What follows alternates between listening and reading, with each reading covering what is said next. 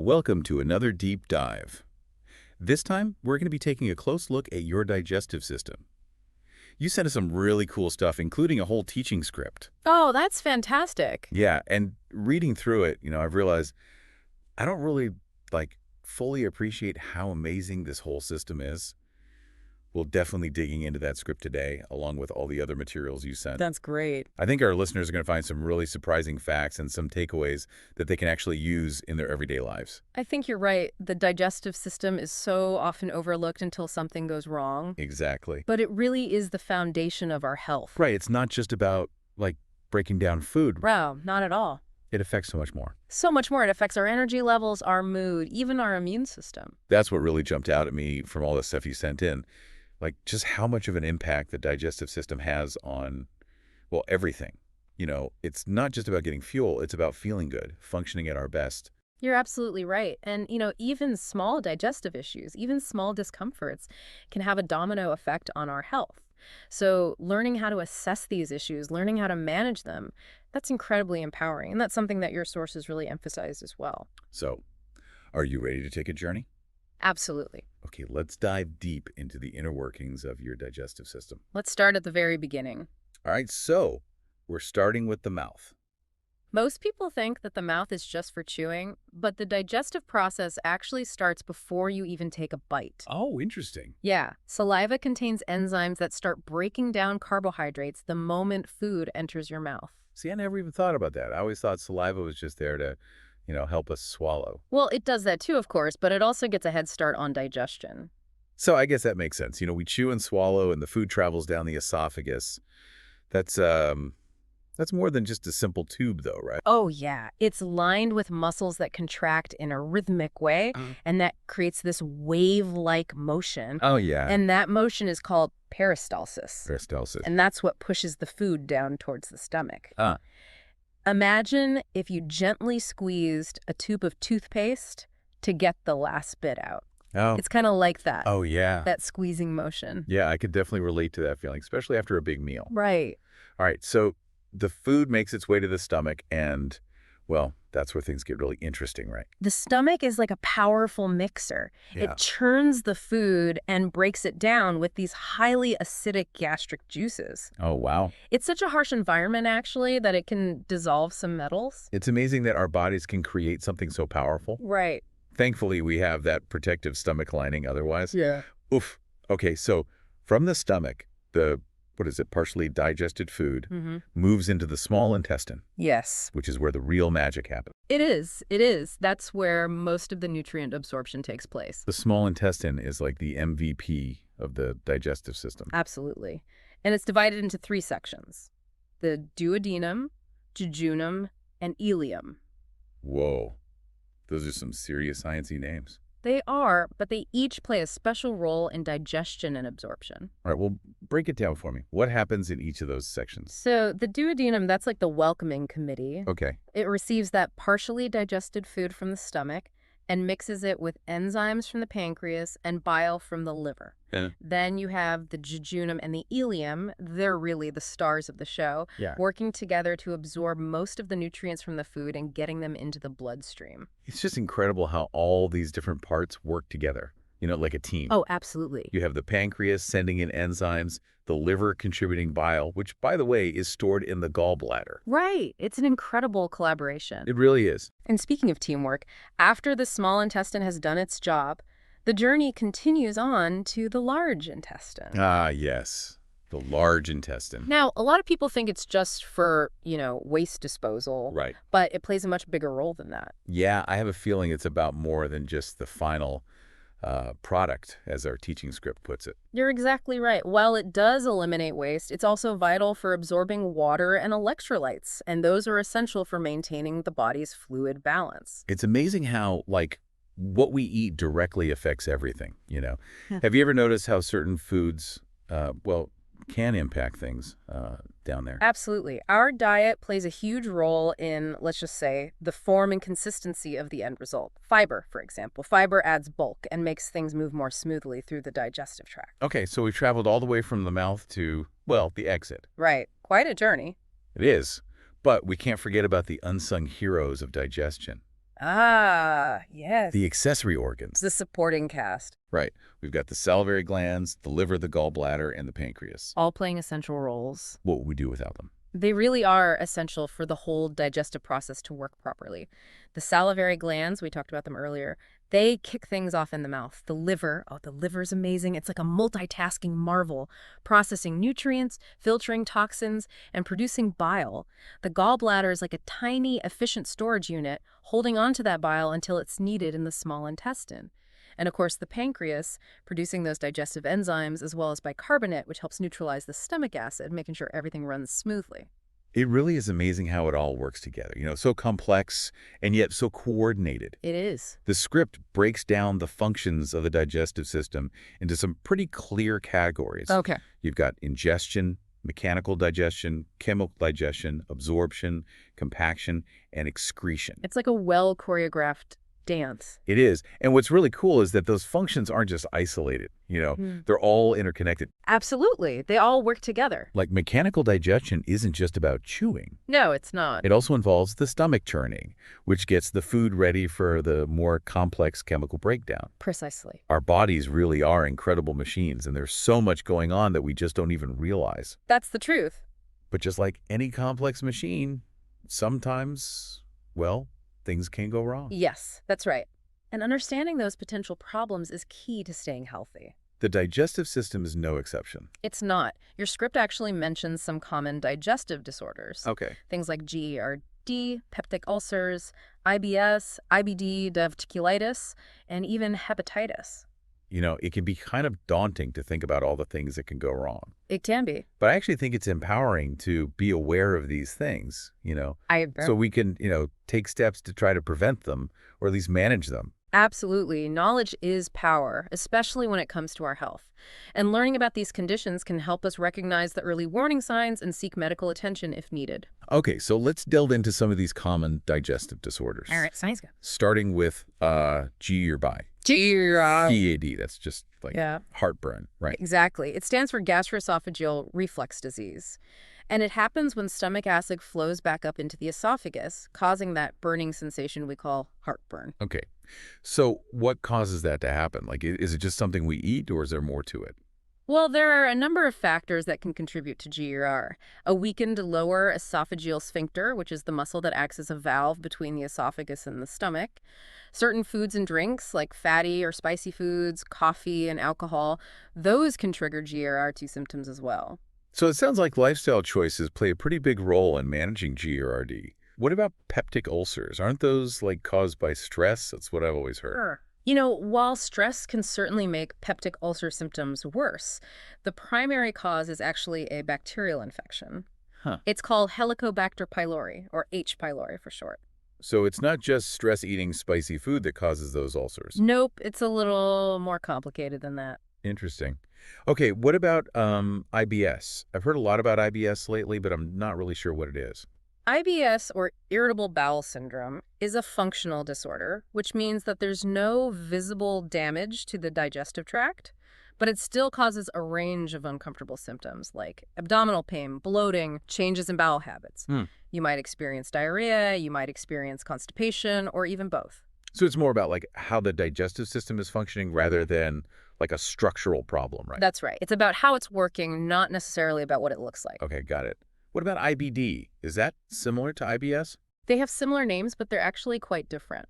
IBD stands for inflammatory bowel disease, and that involves chronic inflammation of the digestive tract.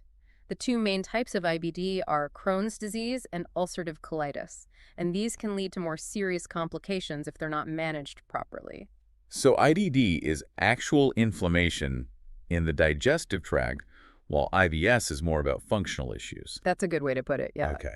Then there's diverticulitis. That sounds pretty serious. Diverticulitis occurs when small pouches, they're called diverticula, that can form in the lining of the large intestine become inflamed or infected. Ouch. I bet that's painful. It can be, yes. And then lastly, we have hepatitis, and that affects the liver, right? That's correct. Hepatitis is inflammation of the liver, often caused by viral infections. And it can range in severity from a mild illness to a chronic condition that can lead to liver damage or even liver failure. Wow. That's a lot to take in. It is. It's pretty amazing and kind of scary to think about all the things that can go wrong in our digestive systems. It really makes you realize how important it is to take care of our gut health. You're absolutely right. Awareness is key.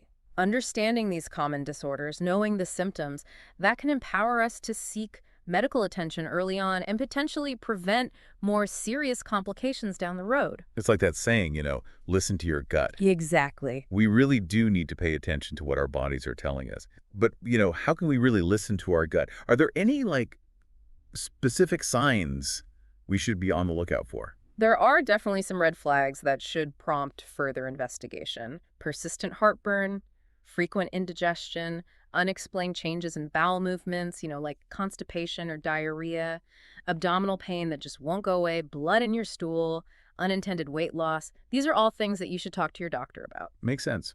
And it's not just about physical symptoms either, right? Mm. Our mental and emotional health, that plays a role in our digestive well-being too. That is a crucial point.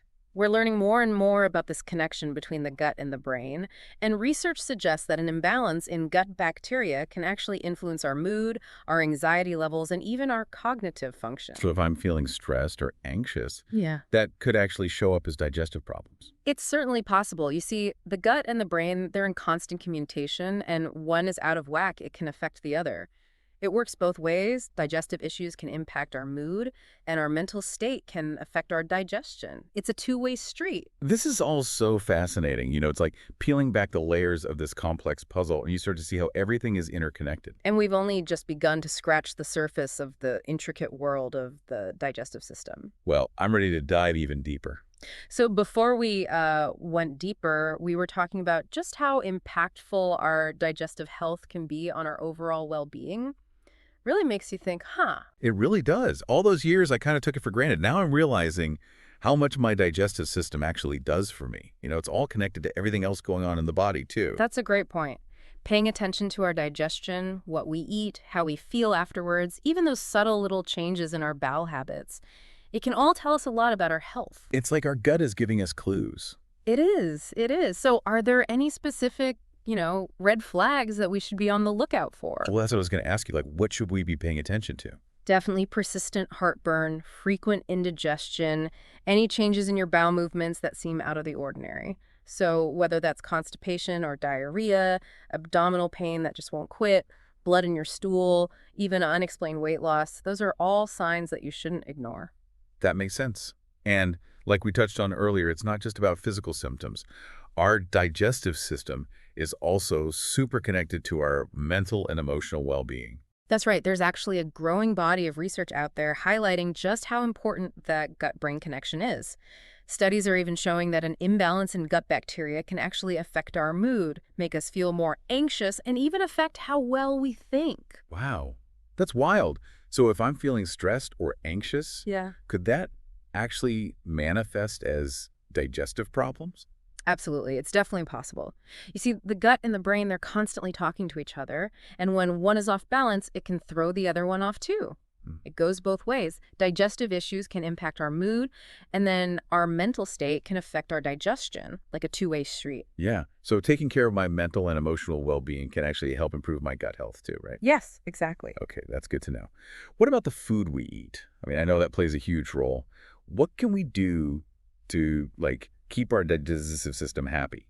Well, a healthy diet is honestly one of the most important things you can do for your digestive system. First and foremost, focus on those fiber-rich foods. Fruits, vegetables, whole grains. Fiber helps keep things moving smoothly through your digestive tract. Think of it as a natural bloom, just sweeping everything along. And of course, stay hydrated is absolutely essential. Water is crucial for so many digestive processes. Yeah, that's good advice for overall health, but it sounds like it's extra important for good digestion. It is. Fiber, hydration. And here's another one. Might sound simple, but it makes a big difference.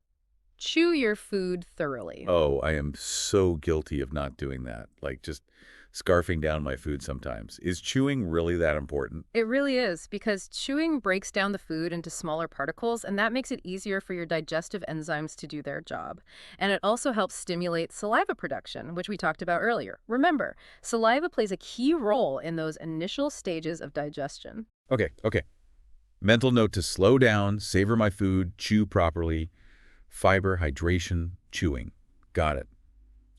What else can we do? Managing stress. Because when we're stressed, our body goes into that fight or flight mode, and that can actually divert blood flow away from the digestive system, which slows things down. So all those relaxation techniques, Mm. things like deep breathing, meditation, even yoga, that can actually benefit our gut health. Absolutely. Anything that helps reduce stress is going to have a positive impact on digestion.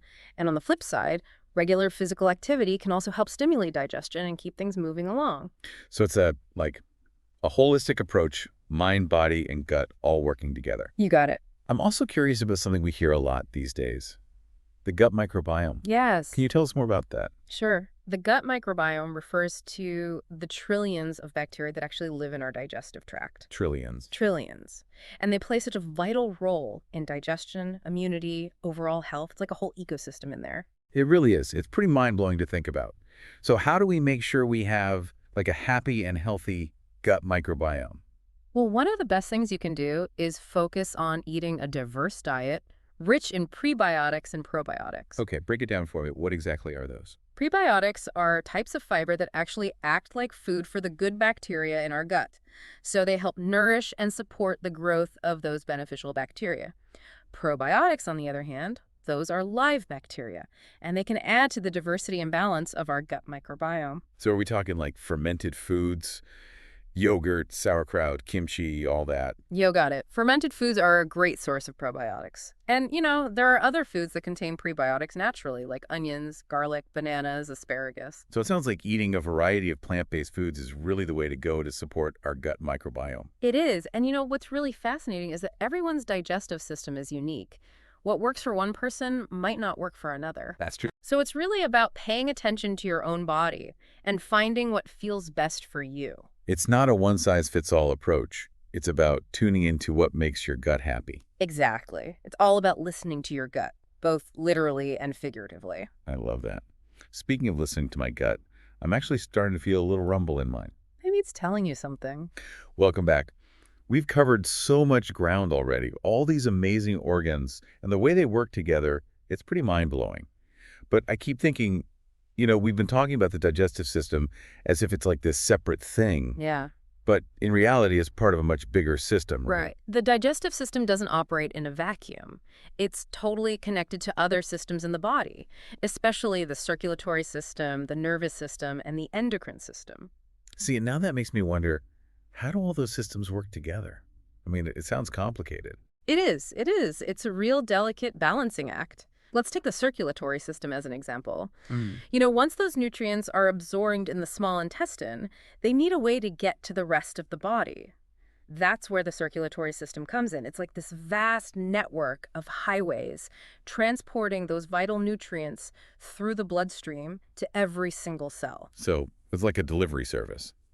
The digestive system packages up all the good stuff, and then the circulatory system makes sure it gets where it needs to go. I like that analogy. And then we have the nervous system, which plays a huge role in regulating the whole digestive process. So it controls things like movement of food through the digestive tract, it stimulates the release of digestive enzymes, and it even influences our appetite, those feelings of fullness or hunger. Wow, so the nervous system is really calling the shots when it comes to digestion. Pretty much. What about the endocrine system? Where does that fit in? Well, the endocrine system, it produces hormones, and some of those hormones are super important for regulating digestion. For example, there are hormones like gastrin and secretin. These hormones help stimulate the release of gastric juices and pancreatic enzymes. It's like our bodies are this incredible orchestra, and all these systems are working together in perfect harmony to make sure everything runs smoothly. That's a beautiful way to put it. And like with any orchestra, if one instrument's out of tune, it can throw off the entire performance. When one system is out of balance, it can have ripple effects throughout the body. That makes me think, taking a holistic approach to health is so important. Digestive health isn't just about what we eat. It's about taking care of our whole well-being, mind, body, and gut. You got it. To really nurture our digestive systems, we need to prioritize mental and emotional well-being just as much as our physical health. Okay, so as we're wrapping up this amazing journey into the digestive system, what's one key takeaway you hope our listeners will remember? I really hope they walk away with a sense of awe, a deep appreciation for how complex and important this system is. It's not just a passive tube processing food. It's a dynamic, interconnected network that's vital for our overall health and well-being. That's a great point. And I hope our listeners feel empowered to actually take charge of their digestive health, knowing that even small changes in their lifestyle can make a big difference. Absolutely. By paying attention to their bodies, making healthy choices, and seeking professional guidance when they need to, they can really nurture their digestive system and enjoy all the benefits of good gut health. It's been such a fascinating journey exploring this world within. Thanks for joining us for this deep dive into the digestive system. We'll be back soon with another deep dive into a topic you've chosen, so keep those suggestions coming.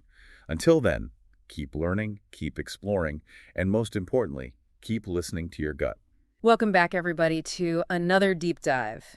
This time, we're talking all about something that's always working, even when you're not thinking about it.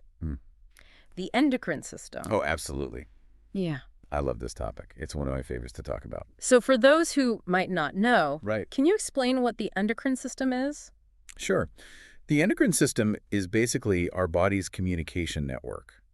But instead of using nerves and electrical signals, it uses hormones, these chemical messengers, to get messages to different parts of the body. It's like sending a letter instead of a text message, right? Yeah, I like that analogy. But these letters go everywhere and control so much. It's true.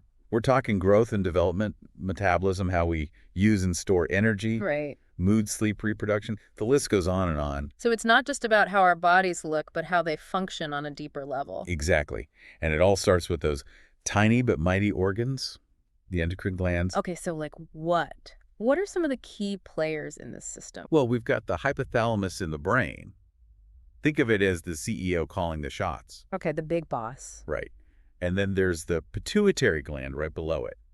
It's like the executive assistant relaying those orders to the rest of the team. Got it. So we've got the brains of the operation. Now what about the rest of the body? Well, one of the most well-known glands is the thyroid, which is all about metabolism, how quickly we burn calories and use energy. So like if my thyroid is sluggish, I might feel tired all the time and have trouble losing weight. You got it. It can have a huge impact on how we feel day to day. And what about those tiny glands I always hear about, the parathyroid glands? Oh, those are important for calcium regulation, keeping our bones and teeth strong. So they're like the construction crew making sure our framework is solid. I like that. And then we have the adrenal glands, which everyone knows, Yeah. for that fight or flight response, pumping out adrenaline when we're stressed. Right. Those are the ones that kick in when we're facing a challenge or a deadline. Exactly. But they do so much more than that. They also release cortisol, which is important for regulating our energy levels, immune system, and even how we handle stress long term. Oh, so those are the ones that get overworked when we're constantly under pressure. They can be. And Yeah. that can lead to all sorts of problems down the road. Makes sense. Yeah. Okay, what else? What other glands do we need to know about? Well, we can't forget the pancreas, which is kind of a multitasker. It's involved in digestion, but also produces insulin, which is crucial for regulating blood sugar levels. So it's like the key master making sure our cells can access the energy they need. Perfect analogy. Yeah. And last but certainly not least, we have the gonads, the ovaries in women, and testes in men. Ah, yes, the ones responsible for all those hormones we hear so much about, estrogen and testosterone. Right. And those hormones do a lot more than just drive reproduction. They influence our mood, energy levels, Yeah. and even how our bodies develop throughout life. It's amazing how these tiny glands can have such a huge impact on our overall health and well-being. It really is. It's a complex system. But understanding how it works can empower us to take better care of ourselves. And that's what we're all about here. So we've met the major players in the endocrine orchestra, but we've only scratched the surface of what these hormones actually do. Exactly. In the next part of our deep dive, we'll explore the fascinating functions of those hormones and how they impact almost every aspect of our health. Sounds fascinating. I can't wait to learn more. Me too. All right, so we've got this incredible network of glands pumping out all these hormones. Right. But what are those hormones actually doing? Like, how are they impacting our bodies on a day-to-day basis? It's like they're carrying secret messages, right? Little instructions telling our cells what to do. Ooh, I like that imagery.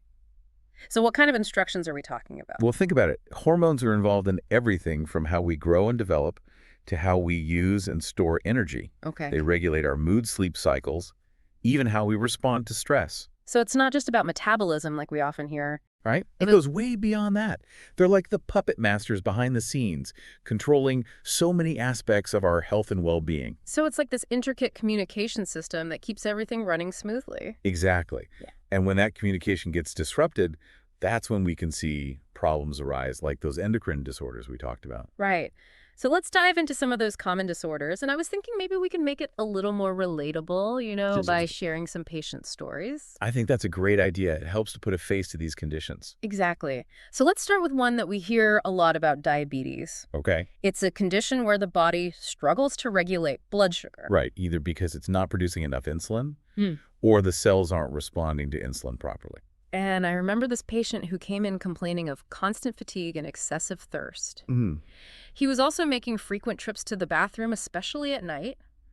And it turned out Yeah. those were classic signs of diabetes, but he had just brushed them off as stress. It's so easy to do that. Right. We often dismiss those early signs. Exactly. And that's why it's so important to pay attention to what our bodies are telling us. I agree. Okay, so we talked about the thyroid's role in metabolism, but what happens when it's out of whack? Well, you can have hypothyroidism, where the thyroid is underactive, not producing enough hormones. Right. And people with this condition often feel sluggish, gain weight, easily have trouble staying warm. Yeah. It's like their internal furnace is set too low. And on the flip side, there's hyperthyroidism, where the thyroid is overactive. Right. And I had a patient who described it as feeling like her heart was constantly racing. She Hmm. couldn't sleep. She was losing weight without trying. It was like her body was in overdrive. Wow. Yeah, that's a good way to describe it. So these conditions can really impact a person's quality of life. Oh, absolutely. Okay, what about those adrenal glands? We talked about their role in stress, but what happens when they're not functioning properly? Well, one condition that comes to mind is Cushing's syndrome, where there's prolonged exposure to high levels of cortisol. Remember we talked about how chronic stress can keep those cortisol levels elevated? Well, this is a prime example of what can happen. It can lead to weight gain, high blood pressure, even changes in a person's appearance. It's like the body's stress response system gets stuck in the on position. Exactly. Yeah. And then there's Addison's disease, which is the opposite. It's where the adrenal glands don't produce enough cortisol, Right. and that can cause fatigue, weight loss, low blood pressure. It's much less common than Cushing's, but just as important to diagnose and treat, So both extremes can cause problems. It's all about balance, right? always. And speaking of balance, let's revisit diabetes for a moment. We touched on it earlier, but there's actually two main types. Oh, right. I remember hearing about that. Type 1 diabetes is an autoimmune condition where the body attacks its own insulin-producing cells. So people with type 1 need to take insulin injections to manage their blood sugar? Exactly. And then there's type 2 diabetes, which is more common and often linked to lifestyle factors like obesity and inactivity. So in type 2, the body becomes resistant to insulin, meaning it doesn't use it as efficiently. Right. And over time, the pancreas might even start producing less insulin, further complicating things. It makes you wonder how much our modern lifestyle, with all the stress and processed foods, Yeah. is contributing to the rise in type 2 diabetes. It's a complex issue, but there's definitely a connection. And it highlights the importance of making healthy choices to support our endocrine system. Absolutely. Okay, before we move on, I want to touch on another condition that often comes up: polycystic ovary syndrome, or PCOS. Oh, yes, PCOS, Yeah, a very common hormonal disorder that affects millions of women. right. I've heard of it. It's often characterized by irregular periods, acne, excess hair growth, right? Those are some of the common symptoms, yes, Yeah. but it's much more than just a reproductive health issue. It's also linked to insulin resistance, increased risk of cardiovascular disease, even mental health challenges. Wow, so it really highlights how interconnected everything is in the endocrine system. It does. Yeah. And we'll definitely delve deeper into PCOS in a future episode because there's so much to unpack. Sounds good. So we've talked about all these different conditions, but how do you actually go about diagnosing an endocrine disorder? It seems like it would be a tricky process. It can be. It's like detective work, really. Yeah. We have to gather clues from the patient's history symptoms, physical exam, and of course lab tests. So it's not just a one-size-fits-all approach. Definitely not. Every Yep. patient is unique and we have to tailor our approach accordingly. Okay, so let's break it down. Where do you even begin when you suspect someone might have an endocrine disorder? Well, the first step is always a thorough patient history. We want to know everything about their medical background, family history symptoms, medications they're taking. It's about understanding the whole person, not just their symptoms. So it's like putting together a puzzle. Exactly. And then comes the physical exam, where we'll check their vital signs, Look for any visible signs of hormonal imbalance, Mm. things like changes in skin texture, hair growth patterns. We'll also palpate the thyroid gland to see if there are any enlargements or nodules. So you're really looking for any subtle clues that might point to a hormonal issue. Absolutely. Yeah. But often those initial assessments aren't enough. So that's where lab tests come in. Right, the blood tests and urine samples. Exactly. Those tests can measure hormone levels, check for metabolic imbalances, and give us a much clearer picture of what's going on. It's like getting a snapshot of the endocrine system in action. A very precise snapshot. Mhm. And depending on the suspected condition, we might also order specialized hormone tests to see how the glands are responding to certain stimuli. So it's like a challenge to see how the system reacts. Right. And then there's imaging studies like ultrasound CT scans and MRI, which allow us to visualize the glands themselves. So if you suspect a thyroid nodule or pituitary tumor, you can actually see it on a screen. Exactly. And throughout this whole process, we meticulously document everything, creating a comprehensive endocrine profile for each patient. So it's a very thorough and systematic approach. It has to be. This is a complex field, and we need to be as precise as possible. I can see that. Well, this has been incredibly insightful. I'm really starting to appreciate the complexity and importance of the endocrine system. Me too. And in the next part of our deep dive, we're going to shift gears and get practical. We'll talk about what we can do to support our endocrine health and keep those hormones balanced. Perfect. I'm looking Yeah. forward to that.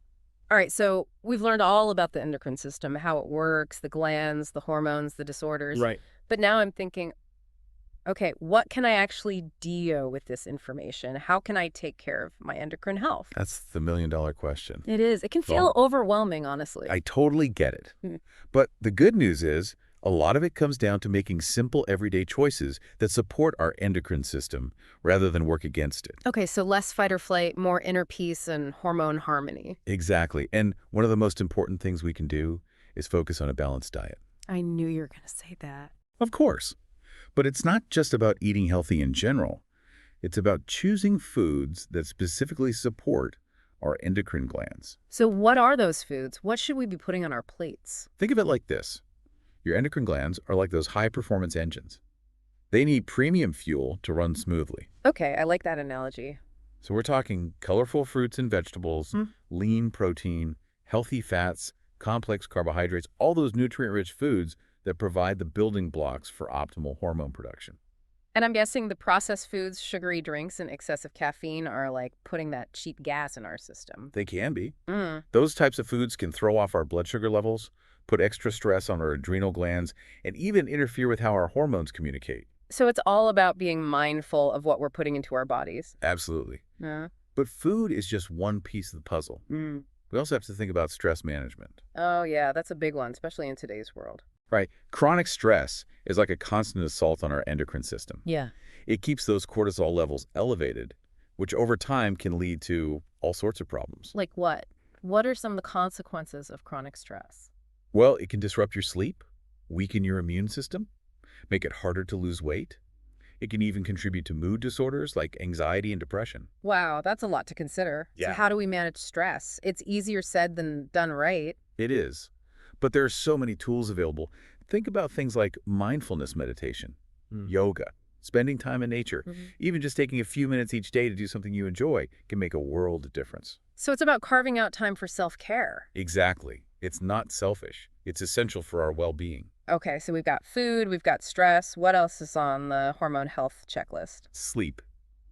Never underestimate the power of a good night's rest. Ah, yes. Sleep, the elusive unicorn. It's true, but seriously, sleep is crucial for our endocrine system. It's when our body does its most important repair and rejuvenation work. So how much sleep do we need? I always hear different things. Most adults need around 7-8 hours of quality sleep per night. Okay. And it's not just about quantity, it's about quality too. What do you mean by that? Well, creating a relaxing bedtime routine, avoiding screen time before bed, making sure your bedroom is dark and quiet, all of these things can improve the quality of your sleep. So it's about setting ourselves up for sleep success. Exactly. Think of it as an investment in your health. Okay, so food, stress, sleep, anything else? Yes. Don't forget about physical activity. Oh, right, exercise. I knew there had to be a catch. Well, it's not really a catch because exercise is so beneficial for our entire body, including our endocrine system. Okay, so how does exercise help our hormones? Well, for one, it helps regulate blood sugar levels, which is huge for preventing type 2 diabetes. Right. It also improves insulin sensitivity, boosts mood, reduces stress, and even promotes better sleep. So it's like a multi-pronged approach to endocrine health. It is. And the best part is you don't have to be a marathon runner to reap the benefits. Even moderate exercise like brisk walking, dancing, swimming can make a difference. That's good to know. I'm not exactly training for the Olympics over here. Me neither. But every little bit helps. Okay, so food, stress, sleep, exercise.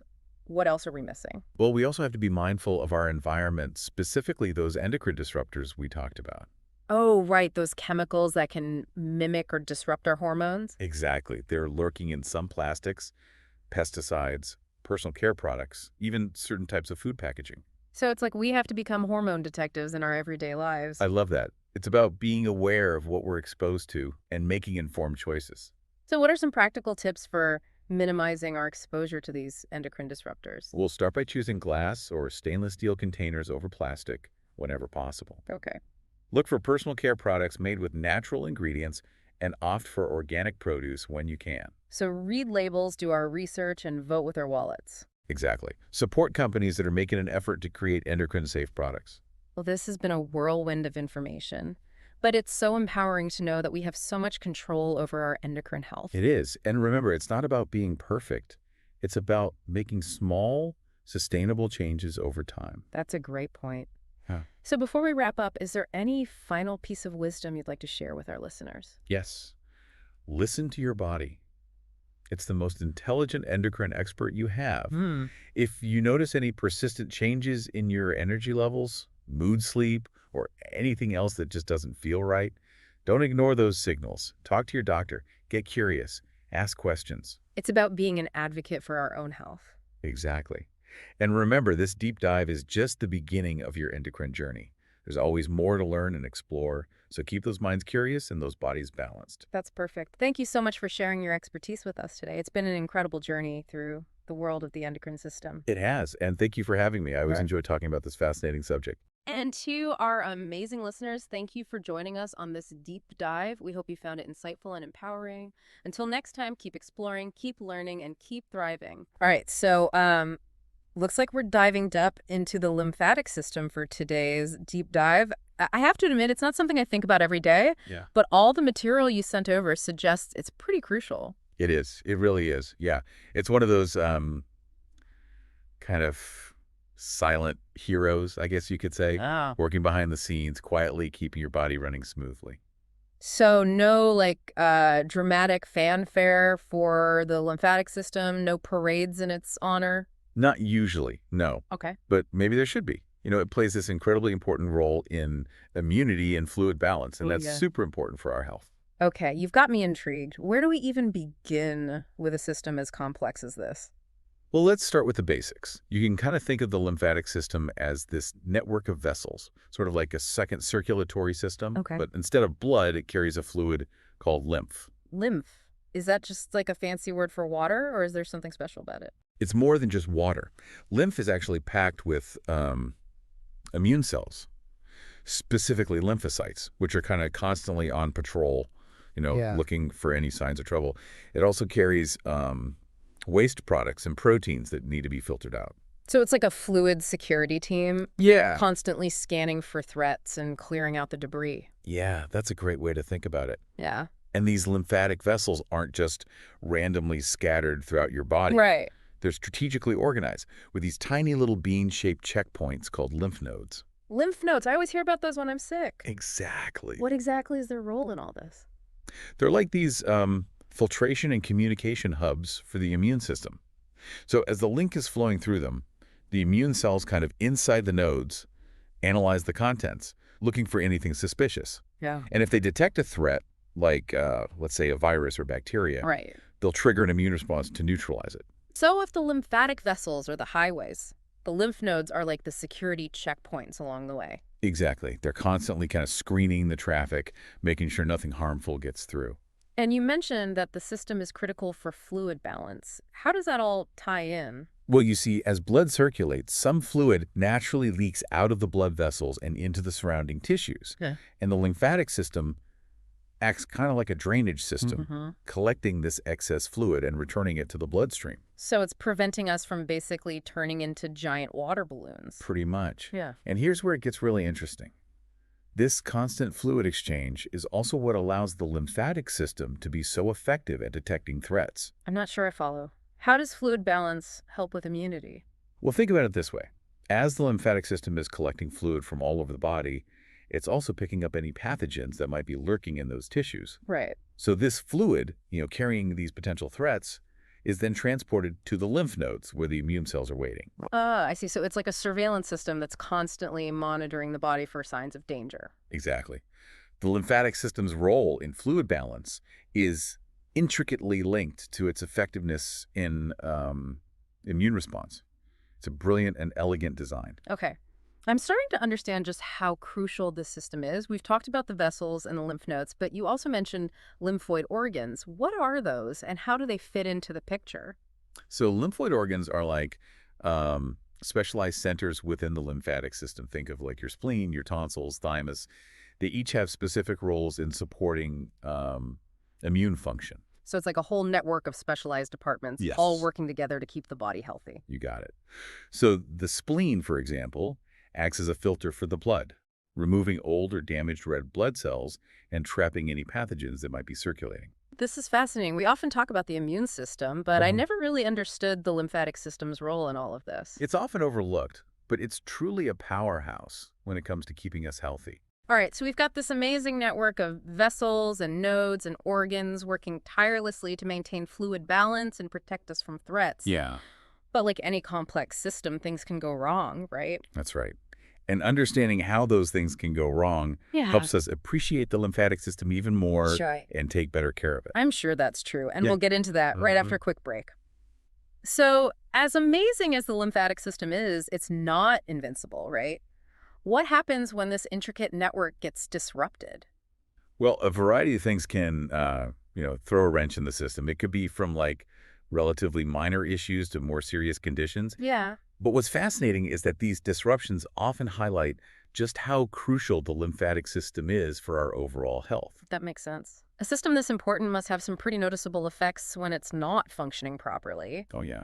Our sources mention lymphedema quite a bit. Yeah. Can you explain what that is and how it relates to a lymphatic system malfunction? So lymphedema is basically swelling caused by a buildup of lymph fluid in the tissues. Okay. It often occurs when lymphatic vessels are damaged or blocked, preventing the fluid from draining properly. Like imagine a traffic jam in those lymphatic highways that we talked about. Right. The fluid can't flow freely, so it backs up and leads to swelling. So it's like a plumbing issue on a microscopic level. What kind of things can cause these blockages or damage to the lymphatic vessels? One of the most common causes is cancer treatment, Okay. particularly surgery or radiation therapy involving lymph nodes. Yeah. So when lymph nodes are removed or damaged, it can disrupt the flow of lymph in that surrounding area, Right. and that can lead to lymphedema. That makes sense, especially if those lymph nodes are acting as key checkpoints for fluid drainage. Exactly. Are there other things that can cause these kinds of lymphatic disruptions? Yeah. Infections can also trigger inflammation and swelling in the lymph nodes, Oh, okay. which temporarily disrupts their ability to filter and drain fluid. And certain parasitic infections like filariasis, which is more common in like tropical regions, Right. can cause severe blockages in those lymphatic vessels, leading to like dramatic swelling in the limbs. Wow. It's incredible how something that seems so small and localized can have such a widespread impact on the body. Yeah. It really underscores just how interconnected all of these systems are. Yeah. We've also been hearing a lot about lymphoma in relation to the lymphatic system. Can you explain what that is and how it differs from something like lymphedema? So lymphedema is, about a blockage in the system. Right. Whereas lymphoma is a cancer that originates in the lymphocytes themselves. Okay. Those white blood cells that are so crucial for fighting off infections. So instead of a plumbing issue, it's more like an issue with the security team itself. Yeah, that's a great analogy. In lymphoma, Mhm. the lymphocytes start to multiply uncontrollably, Oh, wow. crowding out the healthy cells Right. and disrupting the lymphatic system's ability to, function properly. Yeah. That sounds pretty serious. What are some of the signs that someone might have lymphoma? And how is it diagnosed? So one of the most common symptoms is painless swelling in the lymph nodes, Okay. typically in the neck, armpits, or groin. Yeah. Other symptoms can include fatigue, fever, night sweats, and unexplained weight loss. So some of those symptoms kind of overlap with what you might experience with a common cold or flu, right? How can you tell the difference? That's a good point. It's always best to consult with a doctor if you're experiencing any persistent or unusual symptoms. Right. To diagnose lymphoma, doctors will typically perform a physical exam, feeling for any swollen lymph nodes, Yeah. and may order blood tests or imaging scans.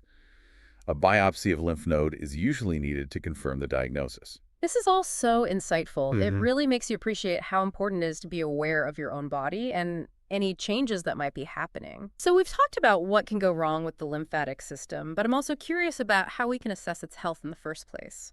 What are some things people can do to check in on their lymphatic system and make sure things are running smoothly?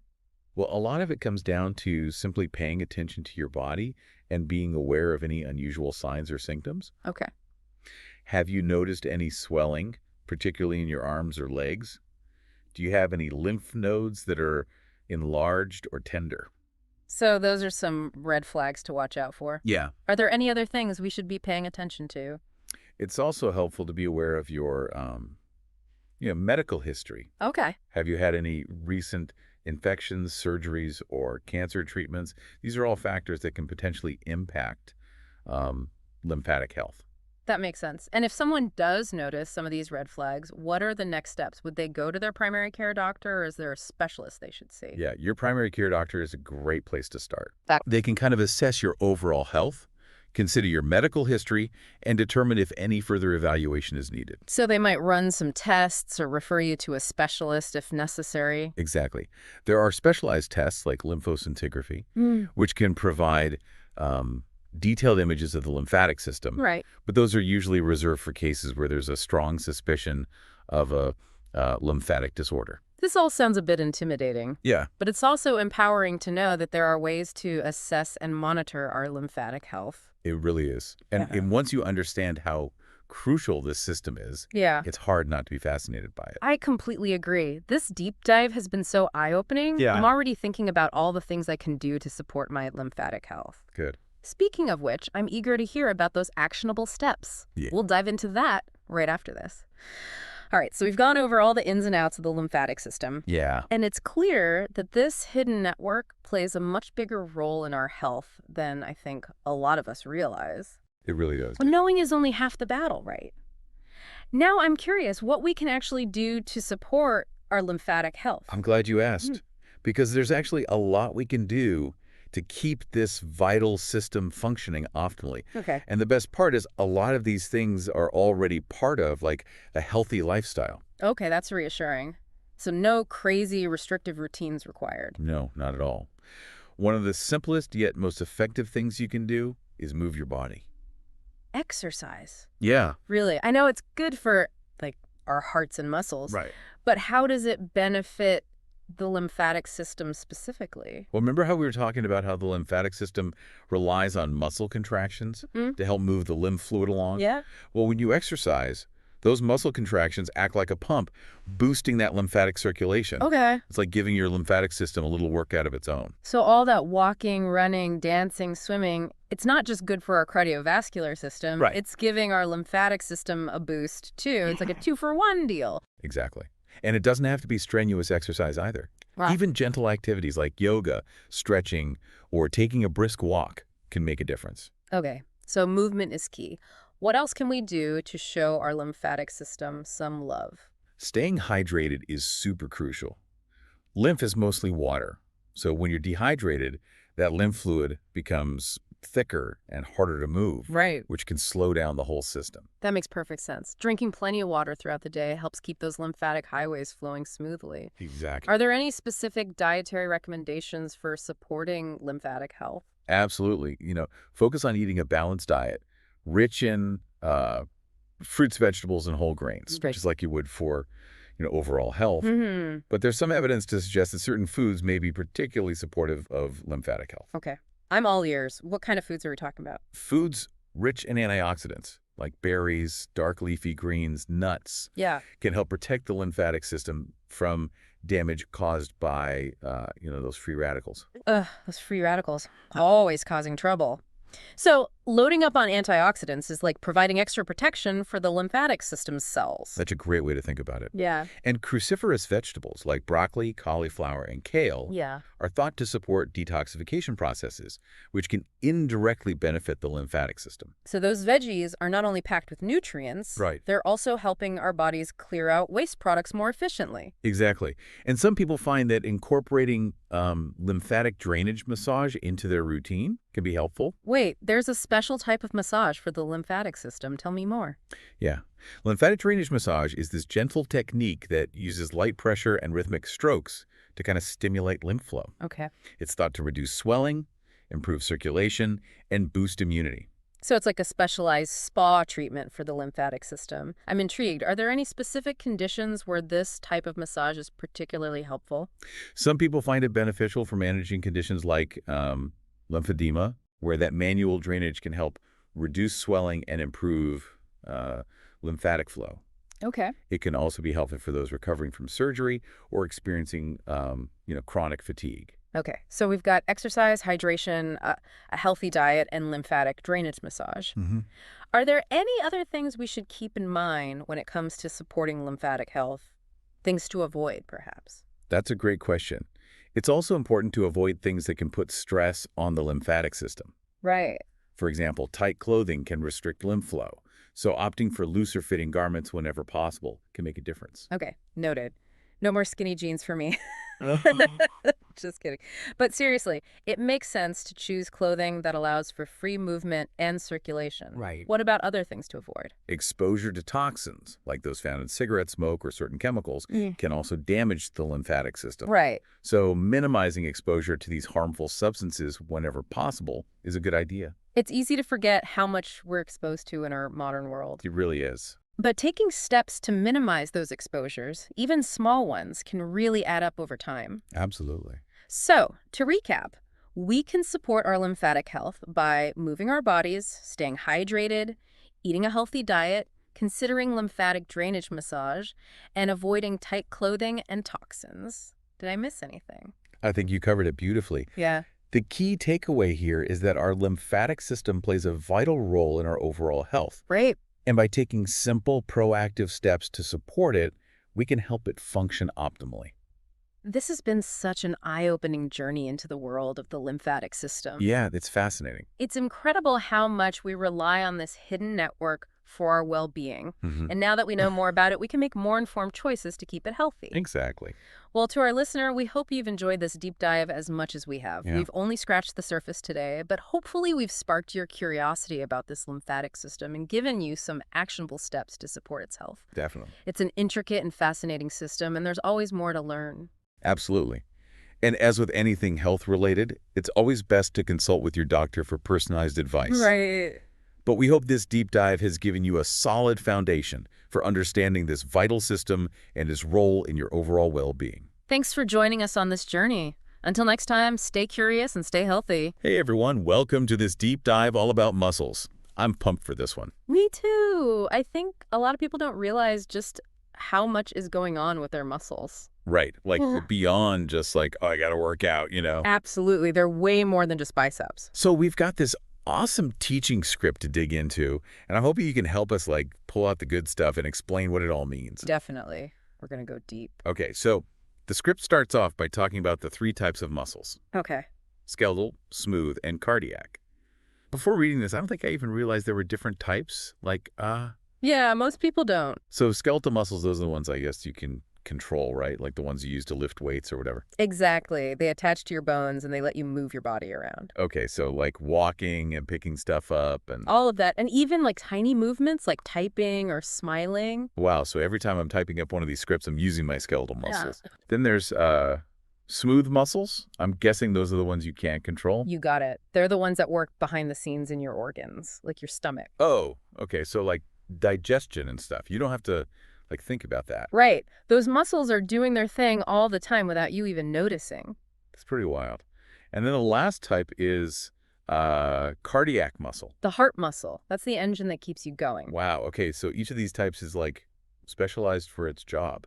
Exactly. Like you were saying, you can't control your smooth muscles. That's because they need to be working all the time, even when you're not thinking about it. That makes sense. So it's like if you could control your smooth muscles, you'd probably forget to make your heart beat. And then, Yeah, then you'd be in trouble. okay, good thing we don't have to worry about that. So our script also goes into some of the key functions of muscles. And it's more than just movement. Right. Although movement is a big one. Yeah, because that's kind of the main thing people think about. It underpins everything we do. Getting out of bed, cooking a meal, going for a walk. It's all thanks to your muscles. And breathing too, right? Yes. Your diaphragm is a muscle that helps you breathe. That's crazy. I never thought of it like that. Yeah. What about posture? Is that muscles too? Oh, for sure. Your back and core muscles are working even when you're just sitting still, keeping your spine aligned. So like if I'm slouching at my desk right now, I'm actually making my muscles work harder. You got it. Good posture actually takes less effort in the long run. Wow. I need to rethink how I sit then. Mhm. And the script mentions that muscles generate heat. It's true. That's why you warm up when you exercise. It's a byproduct of your muscles contracting. That makes sense. And I guess that heat is important too. For sure. It helps regulate your body temperature. Okay, so muscles are keeping us warm and helping us move around. They're like little furnaces and engines all rolled into one. That's a great way to think about it. What about joint stability? The script says that muscles and tendons act like built-in joint protectors.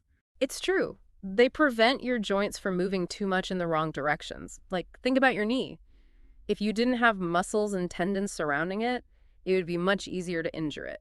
That's kind of freaky to think about. Hmm. So strong muscles could actually help me avoid like those clumsy trips and falls. Absolutely. Strong muscles make you more stable and less likely to get hurt. Okay, well, I'm sold. Sign me up for the Strong Muscles Club. Mm.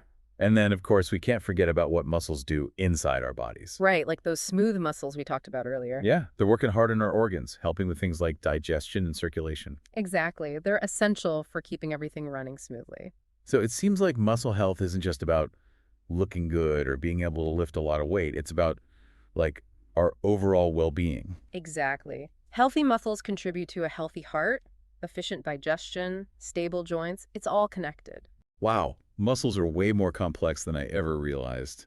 What's something that you find particularly fascinating about muscles? Something that maybe surprised you when you were first learning about them? You know, I think the diaphragm is pretty amazing. Oh, yeah. What's so special about that? Well, it's this big muscle that sits under your lungs, and every time you breathe, it contracts and relaxes, pulling air in and pushing it out. Uh-huh. I guess I never really thought about how breathing works, you know? Right. We just do it. Yeah. But it's all thanks to your diaphragm. Muscles are so weird. Mm. Okay, so we talked about all the different types and what they do. But, like, things can go wrong, right? Yeah. Our script mentions a whole list of muscle disorders. Yeah, unfortunately. Some of them sound kind of scary. Well, some are more common than others, like strains and sprains. Those are pretty typical. Yeah, I feel like you hear about those all the time, especially with athletes. Right. They're usually caused by overexertion or sudden movement. Wait, so what's the difference between a strain and a sprain? I always get those mixed up. A strain is when you injure the muscle itself or the tendon that connects it to the bone. Okay. And a sprain is when you injure a ligament. Oh, right. Ligaments are those things that connect bones to each other. Exactly. So, like, if you twist your ankle playing basketball, that's probably a sprain. Ah, okay. So ligaments are for joints, tendons are for muscles. Got it. Exactly. What about muscular dystrophy? The script mentions that one. That one's a bit more serious. It's actually a group of genetic disorders. Genetics. So it's not like you can just, like, get it from working out too hard. Right. It's something you're born with. And basically what happens is your muscles get weaker and weaker over time. Oh, wow. That sounds really tough. It can be. There's no cure right now, but there's a lot of research being done to try to find new treatments. Hopefully they find something soon. I hope so too. There's also myositis. That one sounds kind of intense. Yeah, myositis is inflammation of the muscles. Inflammation, is that like when something gets swollen and red? Yeah. Exactly. And it can be really painful. Myositis can be caused by a bunch of different things, like an infection or an autoimmune disease. Autoimmune meaning like your body is attacking itself. Right. Sometimes the immune system goes a little haywire and starts attacking healthy tissues. That's crazy. Okay, what about tendinitis? I feel like I've heard that one a lot. Yeah, tendinitis is pretty common. It's inflammation of a tendon. Tendon, remind me what that is again? It's the cord of tissue that connects a muscle to a bone. Oh, right. And tendinitis usually happens from overuse, like if you're doing the same motion over and over again. So like if I'm a tennis player and I'm always hitting forehands. Exactly. You could get tendinitis in your elbow. It's often called tennis elbow. Makes sense. Okay, last one on the list. Fibromyalgia. What's that? Fibromyalgia is a bit of a mystery, to be honest. It causes widespread muscle pain and fatigue. But like, why? We don't really know for sure. It could be a combination of things like genetics, environment, and the way your brain processes pain signals. So it's like a real thing, not just people being dramatic. Oh, definitely a real thing. And it can be really debilitating. Wow, so many things can go wrong with muscles. Yeah, Kind of makes you appreciate them more, like when they're working right. definitely. So let's talk about that. How do we keep our muscles healthy? The script doesn't go into specific exercises or anything, but it does say that understanding how they work is key. For sure. Knowing how your muscles function can help you make better choices about exercise and nutrition. Okay, so what are some practical things our listeners can do? I mean, besides coming on this deep dive and learning all about muscles from you. Well, the most important thing is regular exercise. And it doesn't have to be anything crazy, just getting your heart rate up and moving your body. So like going for a walk is good enough. I don't have to be like a marathon runner or anything. Exactly. Just get moving. What about strength training? I've heard that's important for building muscle. It is. And it's not just for bodybuilders. Everyone can benefit from strength training. Okay.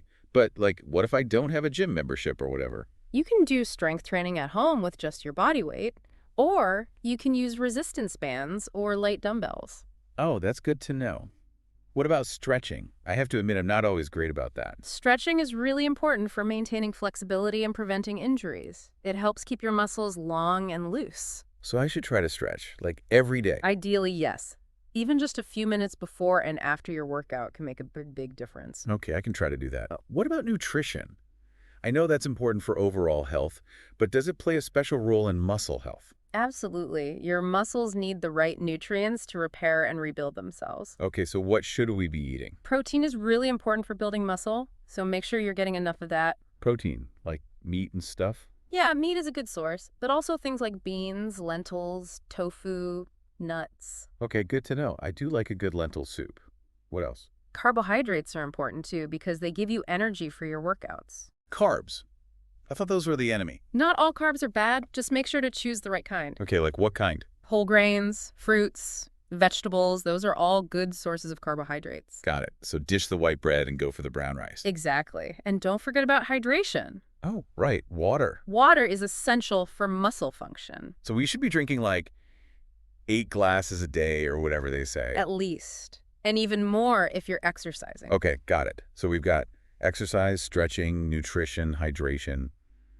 Anything else? Don't forget about rest. Your muscles need time to recover after a workout. Wait, so even though I might feel like working out every day, it's actually better to take a break. Exactly. It's during those rest periods that your muscles actually repair and rebuild themselves. Huh. The body is so weird. It is. And last but not least, listen to your body. If you're feeling pain, don't push through it. Yeah, that's good advice. Your muscles are amazing, but they need your help to stay healthy. So what have we learned? Muscles are super complicated, way more important than I thought, and we should probably all be taking better care of them. Couldn't have said it better myself. Okay, so we've covered a lot about muscles, and I gotta say, I'm pretty impressed. Yeah, they really are amazing, aren't they? Like, I knew muscles were important, but I didn't realize just how complex and, like, crucial they are. Right, they're involved in pretty much everything we do. Before we wrap up this deep dive, is there anything else, like any big takeaway you want to leave us with? Well, I think one of the most fascinating things about muscles is how adaptive they are. Adaptive. What do you mean? They change and respond to the demands we place on them. So, like, if I start working out more, my muscles will actually get stronger. Exactly. That soreness you feel after a workout, that's actually your muscle fibers getting tiny tears as they're challenged.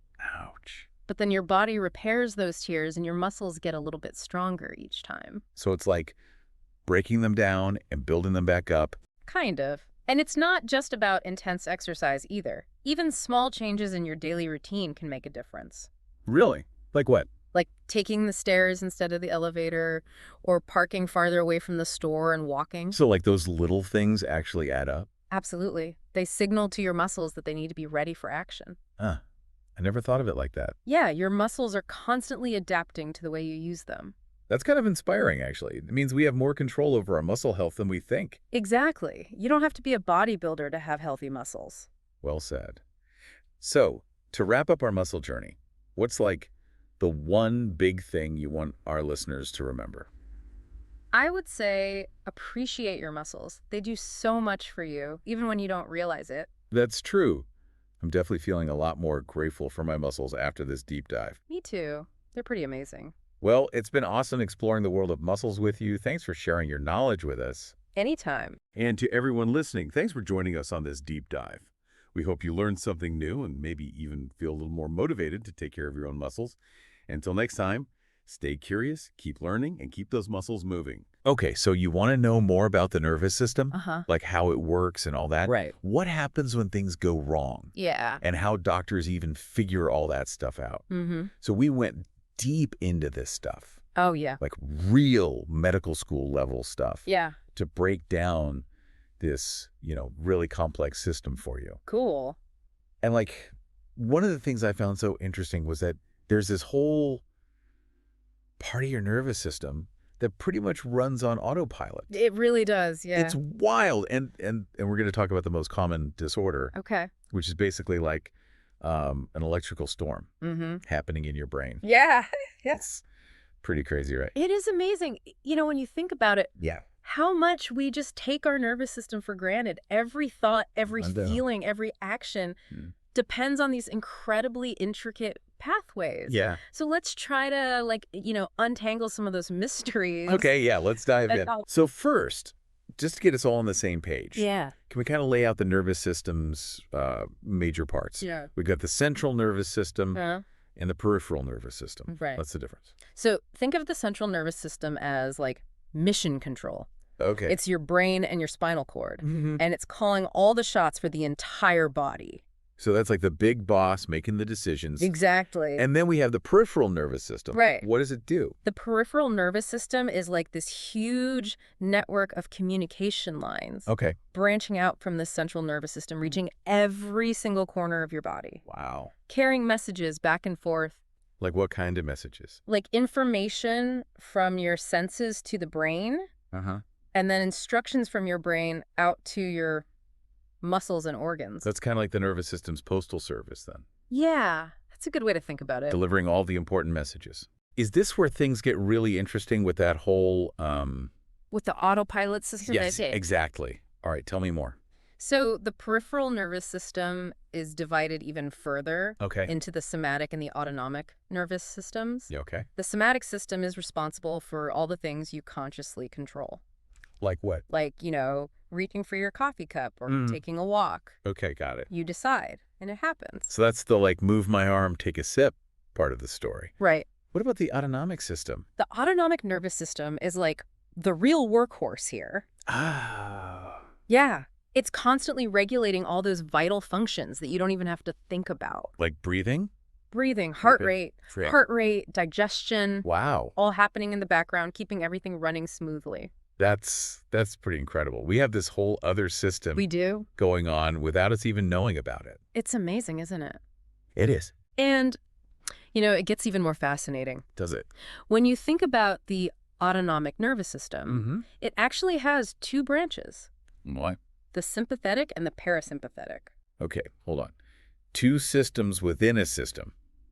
Mm-hmm. I'm intrigued. What do they do? You can think of them like the gas pedal and the brake Ooh, like, for your body's internal systems. okay, I like that analogy. Tell me more. Okay, so imagine you're Yeah. walking through the woods Mm-hmm. and suddenly Yeah. you come face to face with a bear. Oh, no. Right.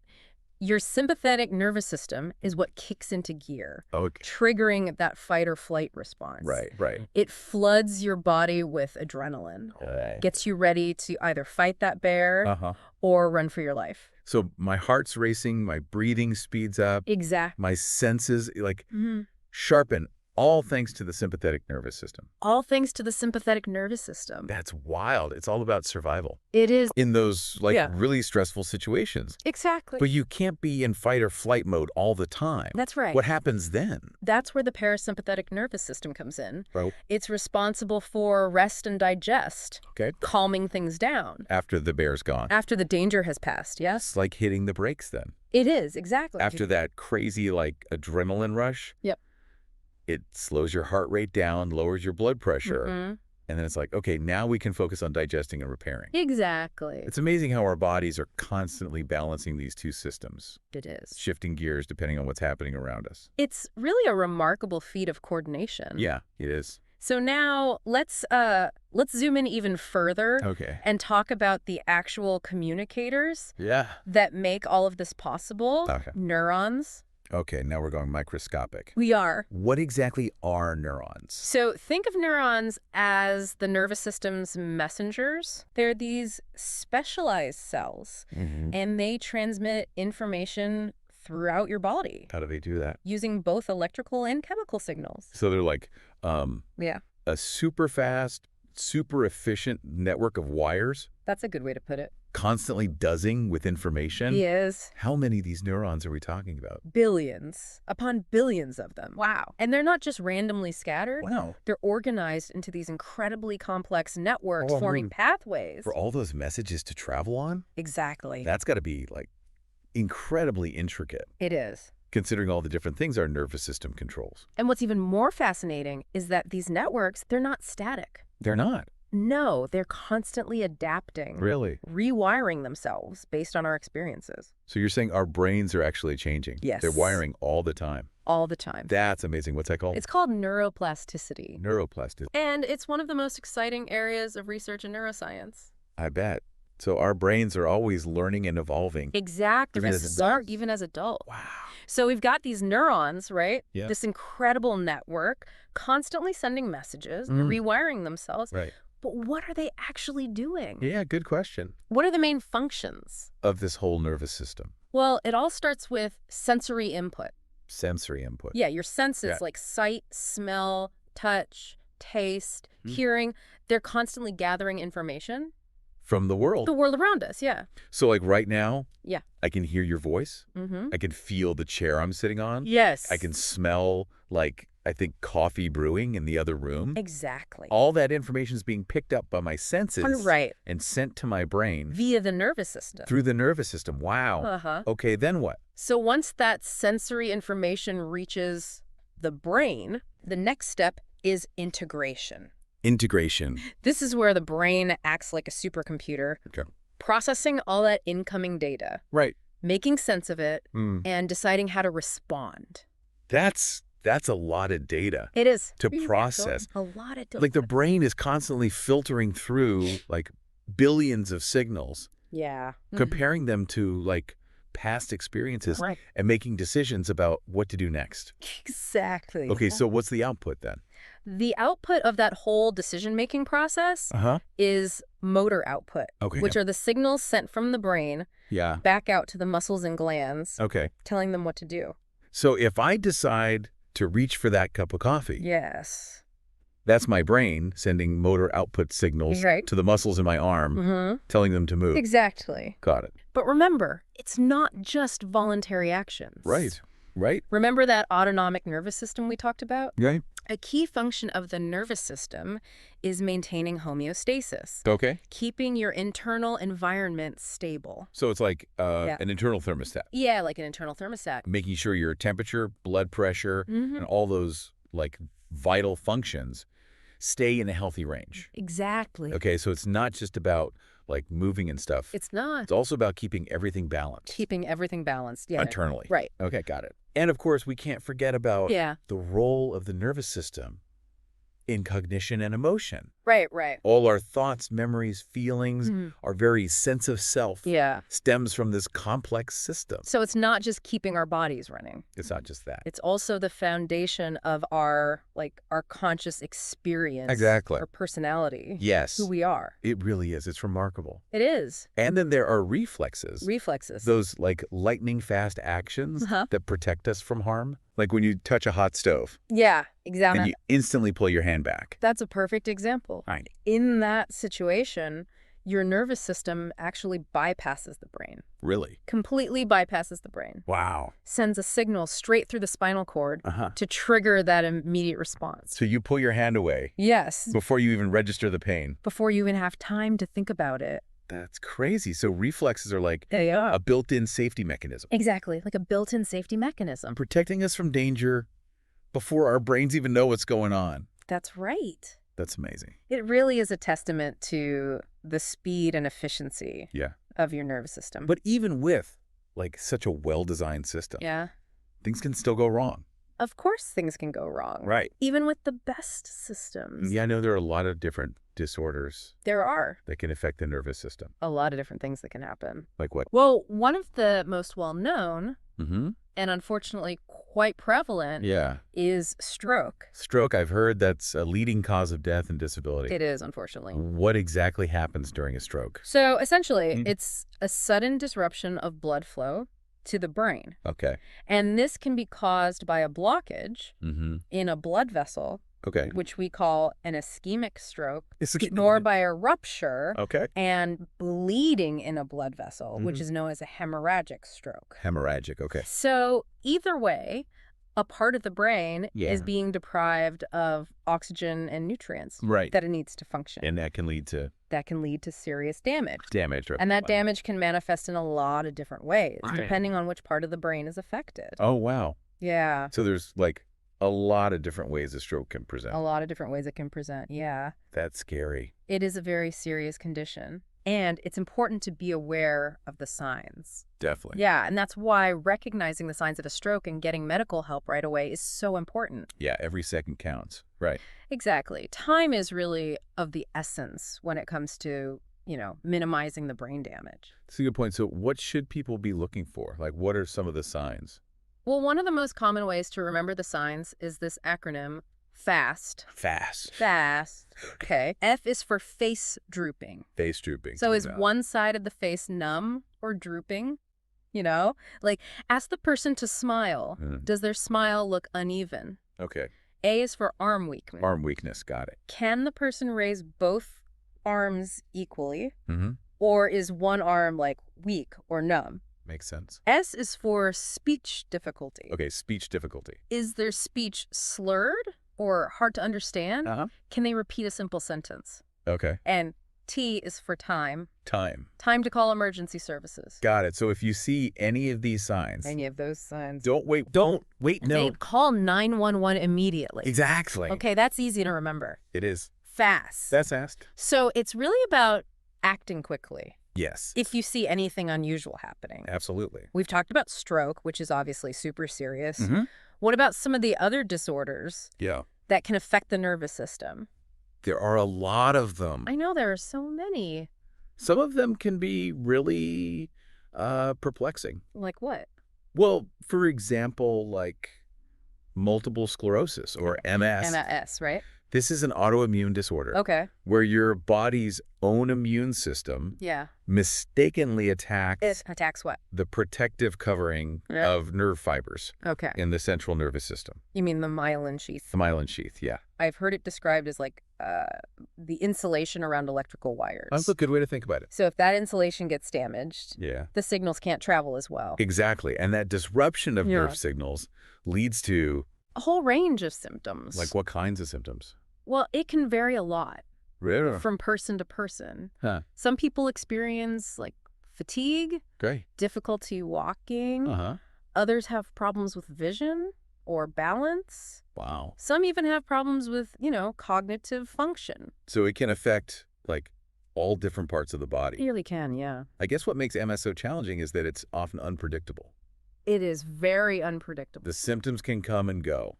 They do. making it hard to diagnose Yes, very difficult to diagnose. and even harder to live with, I imagine. Yeah, it can be really tough. And there are different types of MS too, right? Right. There are different types. Which affect how the disease progresses. Exactly. So some people have relapsing remitting MS, Relapsing remitting. Okay. where they experience these periods of symptoms followed by periods of remission. Remission, like when the symptoms go away. Exactly. They go away for a while. Wow. So it's like, And then others have a more progressive form of the disease, oh, okay. where the symptoms just kind of gradually get worse over time.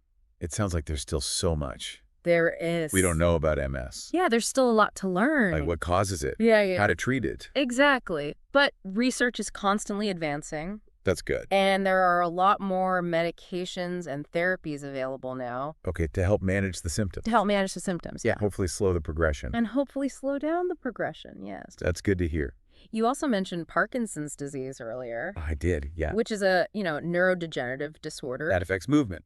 Right. It affects movement. What exactly is going on there? So Parkinson's mainly affects a part of the brain Okay. called the substantia nigra, Substantia nigra. which is responsible for producing dopamine. Dopamine. Dopamine. That's a neurotransmitter, right? It is one of those chemical messengers Yeah. that neurons use to talk to each other. To communicate, yeah. And dopamine plays a really crucial role In in coordinating movement. Okay, got it. So when the substantia nigra starts to degenerate, Yeah. it produces less dopamine, and this disrupts the circuitry, the brain circuitry That controls movement. that controls movement. So it's not just about having less of a chemical. It's not just about the amount. No. It's about how that deficiency Yeah. affects these very specific... Specific brain circuit. Right, okay. And that's why the symptoms of Parkinson's Yeah. are so characteristic. Like the tremors. Tremors, rigidity, slowness of movement, problems with balance. It's like the brain's ability to smoothly control movement Yes. is being like slowly eroded. That's a good way to put it. Is there a cure for Parkinson's? Unfortunately, no, there's no cure for Parkinson's. Oh, okay. But there are medications and therapies That can help. that can help manage the symptoms Okay. and improve quality of life. That's good.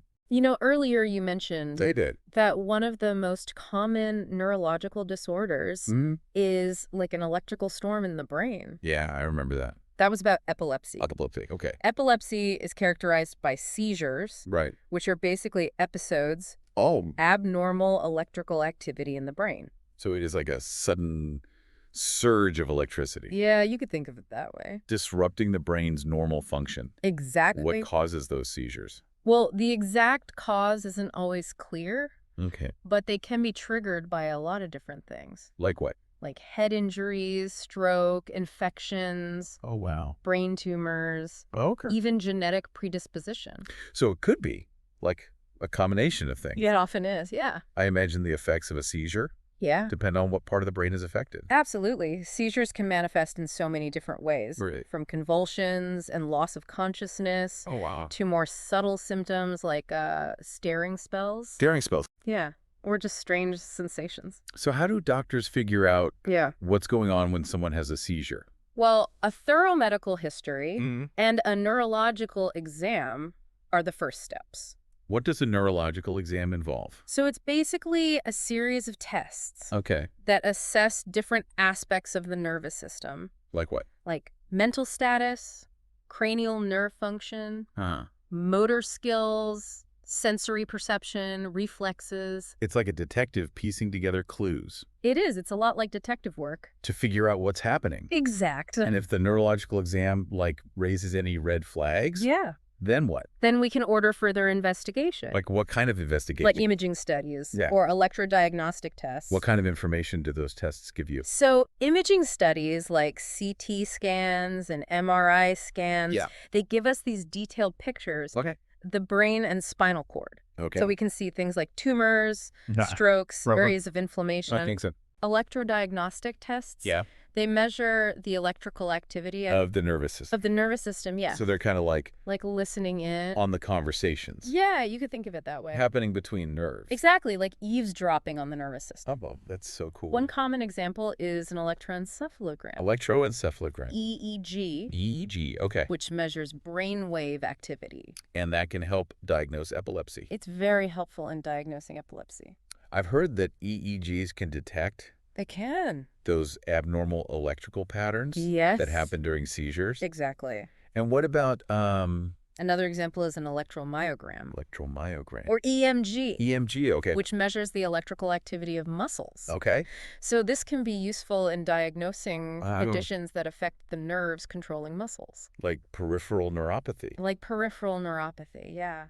Wow, this makes me realize Yeah. just how much we depend on our nervous system We do. It really is amazing. for like every aspect of our lives. It's a conductor of the orchestra, Oh, I liked. orchestrating everything from Right. our most basic bodily functions Uh-huh. to our most complex thoughts and emotions.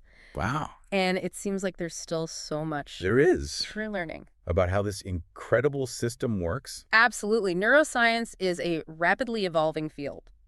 That's exciting. It is. New discoveries are being made all the time. We'll be back in just a moment Okay. to delve a little deeper into some of those new frontiers in neuroscience. Welcome back. Glad to be back. So, it's funny. What's that? We've spent all this time talking about the nervous system, We have. but I just realized Yeah. we haven't really talked about what might be Well, the most fascinating aspect of all, okay. neuroplasticity. Ah, yes. Neuroplasticity. That's pretty amazing, right? It really is one of the most remarkable things about the brain, this Yeah. ability to change and adapt Throughout life, throughout life. Yeah. it's almost like the brain is Yeah. this constantly evolving landscape, Yeah. reshaping itself Mm, in response to our experiences. that's a great analogy. Thanks. It is. It really is like that. And it's what makes us capable of It's what makes us able to. learning new things, forming new memories, Yeah. and even recovering from brain injuries. Exactly. It's encouraging to know that our brains aren't like Right. fixed. It's not fixed, Stay dynamic. They can change. Yeah, That we have the power to actually influence their structure and function. we do. That's pretty cool. It's very empowering. It is. And it really highlights the importance of Mm. staying mentally active Yeah. throughout life, Okay, so like what? challenging ourselves, Yeah. new experiences, learning Ah. new skills, Yeah. engaging in stimulating activities. So it's not just about like preventing It's not just about prevention, no. cognitive decline as we age. It's about actively promoting brain health Okay. and growth. So what are some of the things that can like, It can enhance neuroplasticity. yeah, Well, exercise is a big one. exercise. Yeah, physical activity has been shown to boost Okay. brain-derived neurotrophic factor, Brain-derived neurotrophic factor. or BDNF. BDNF. What's that? You can think of it like fertilizer for the brain. Fertilizer for the brain. Okay. It promotes the growth and survival of neurons. So getting our bodies moving is good for our brains too. It is, absolutely. Wow. And it doesn't have to be, intense exercise. Oh, good. Even moderate activity like walking Mhm. or gardening can make a difference. That's good to know. What about things like learning a new language Yeah. or playing a musical instrument? Those are good for your brain. Those are great examples Really? of activities that challenge the brain Okay. and promote neuroplasticity. So learning new skills, Yeah. especially ones that involve like, That involve complex coordination and mental effort. right, forces the brain, form new connections Okay. and pathways. So stepping outside of our comfort zones, Hmm. trying new things Yes, is good for our brains. it is. I like that. It's never too late to start either, Really? even in older adulthood. Wow. The brain retains this amazing capacity for change. So you can teach an old dog new tricks. You can. I like that. The brain is always capable of learning. Okay, this whole idea of neuroplasticity Yeah. really highlights that. What's that? We're not just like We're not just passive. passive recipients of information. Right. We're active participants We're actively shaping in shaping our own brain. our own brains. Yeah. That's really cool. It's a powerful concept. It is, and it makes me appreciate even more Yeah. the complexity and wonder of the nervous system. It's a truly extraordinary system. It is, and we've only just scratched the surface. There's still so much to learn.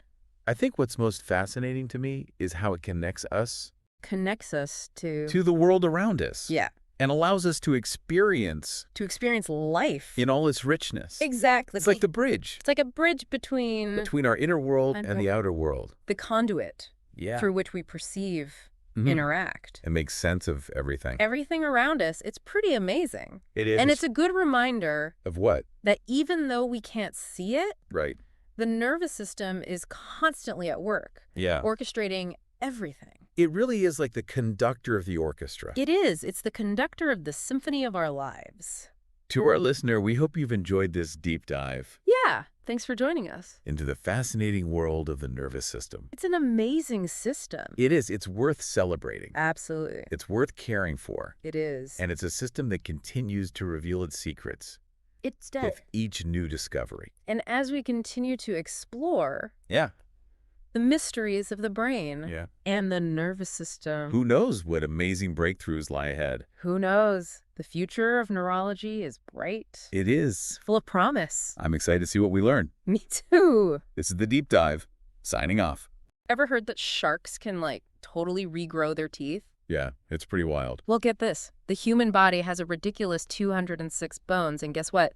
They're constantly regenerating, too. That's right. It's like having a tiny construction crew working inside you, 2/7. Uh-huh. I like that analogy. So today, we're diving deep into this incredible framework, your skeletal system. Think of it as, your personalized owner's manual for your bones. We often take our skeletons for granted until, well, something goes wrong. Ouch. But in this deep dive, we're really going to appreciate just how complex they are and maybe even learn a few things to keep your bones healthy for years to come. All right, so let's unpack this. 206 bones, that's a lot. How do scientists even keep track of all of them? Well, they start by dividing the skeletal system into two main parts, Okay. the axial skeleton and the appendicular skeleton. Mm-hmm. Imagine a coat rack, okay? The central pole, that's your axial skeleton. That's the skull, the spine, and the rib cage. Gotcha. So the arms of the coat rack extending out, that would Yeah. be the appendicular. You got it. That includes your shoulders, pelvis, arms, and legs. Basically everything that lets you move and interact with the world. Okay, that makes total sense. But hold on, you said skull. I always thought that was one big bone. But that's where it gets super interesting. Yeah. The skull is actually made up of 22 separate bones, Oh, really? all intricately fitted together to protect your very important brain. 22 bones just in the skull. What about the spine? Is that one single bone or is it a bit more complicated? Good question. The spine, or vertebral column as it's sometimes called, is made up of 33 individual bones called vertebrae. Okay. They're stacked on top of each other, which is what gives your spine incredible strength and flexibility so you can bend and twist, but also protect your spinal cord, right? Imagine you couldn't even walk upright or do a yoga pose without them. That is amazing. So we've got the axial skeleton, that strong, stable core, and then the appendicular skeleton, all about movement. But let's talk about the building blocks themselves, the bones. What's the deal with all these different types? Well, just like tools in a toolbox, not all bones are made the same. Their shape and structure really depend on what they're meant to do. Right. There are four main types: long bones, short bones, flat bones, and irregular bones. Okay, so when I picture a long bone, I'm thinking something like the femur in your thigh. What makes them so special? Exactly. Long bones are all about leverage and movement. They're longer than they are wide, and their structure allows them to support your weight, but also helps you move powerfully. Think about running, jumping, kicking a soccer ball. Yeah. You need those long bones to really generate that force and propel you forward. Okay, so then what about the tiny bones in, my wrist? They don't seem designed for powerful movements. Those are your short bones. Think about the carpals in your wrist and the tarsals in your ankles. Oh, okay. They're much more compact, and they provide stability and support, especially for those fine motor movements. Like imagine typing or playing piano without those intricate small bones. Right, so precision and control rather than brute strength. What about flat bones? What makes them stand out? Flat bones are all about protection. Your skull, shielding your brain, rib cage, guarding your hardened lungs, even your shoulder blades, providing that base for muscles to attach. It's like your body's built-in armor, right? Oh, yeah. But they also have a role in blood cell production, something we'll dive into a little later. Okay, so they're like shields, but also those anchor points for muscles. So then those rebellious, irregular bones, what makes them so different? Irregular bones, those are the oddballs of the skeletal system. Ah, love it. They've got these complex shapes that don't really fit neatly into the other categories, like the vertebrae in your spine or the bones in your pelvis. Each one has a unique structure that's really perfectly suited to its job. Wow, it's just incredible how every little detail of our skeletal system has a purpose, right? We started with this simple fact, 206 bones, and look at how much complexity is packed into this amazing framework. And honestly, we've just barely scratched the surface. There's so much more to uncover about what our bones actually do beyond just giving us shape. This is where it gets super interesting. So our source material really gets into all the functions of the skeletal system, and it goes way beyond just structure. We're talking protection, movement, mineral storage, even blood cell production. I can't wait to unpack all of that. All right, let's dive into these amazing functions. So we know our bones protect our vital organs, but how do they actually pull that off? Well, think about your rib cage for a second. Mm-hmm. It acts like a shield, right? For your heart and lungs, those super important organs. Yeah. Or your skull. It's like a helmet protecting your brain, your Yeah. body's command center. Oh, speaking of rib cage protection, Huh. I once had this really nasty fall skiing, landed right on my side. Ouch. I was totally sure I'd broken a rib, but it turned out to be just a bad bruise. Wow. Talk about being grateful for that built-in armor. Seriously. Eh. It's so easy to forget about that protective function until, well, you have a close call. Totally. Okay, so now imagine trying to move without your skeletal system. Yeah, right. You'd basically be like a shapeless blob. Pretty much. But really, how do our bones and muscles actually work together to let us move? Yeah, it's incredible. It's like a beautifully choreographed dance. Right. Our bones provide that framework, that structure, and our muscles are like the strings pulling on those bones to create the movement.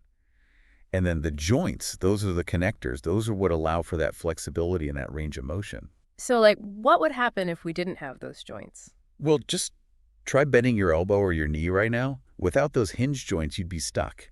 Yeah. And think about all the amazing things your shoulders and hips can do. Yeah.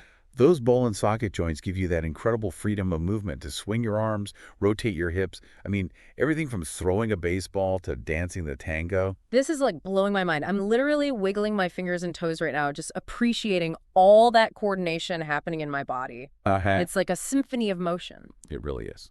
All right, but what about mineral storage? What's the role bones play in that? This is where it gets really fascinating.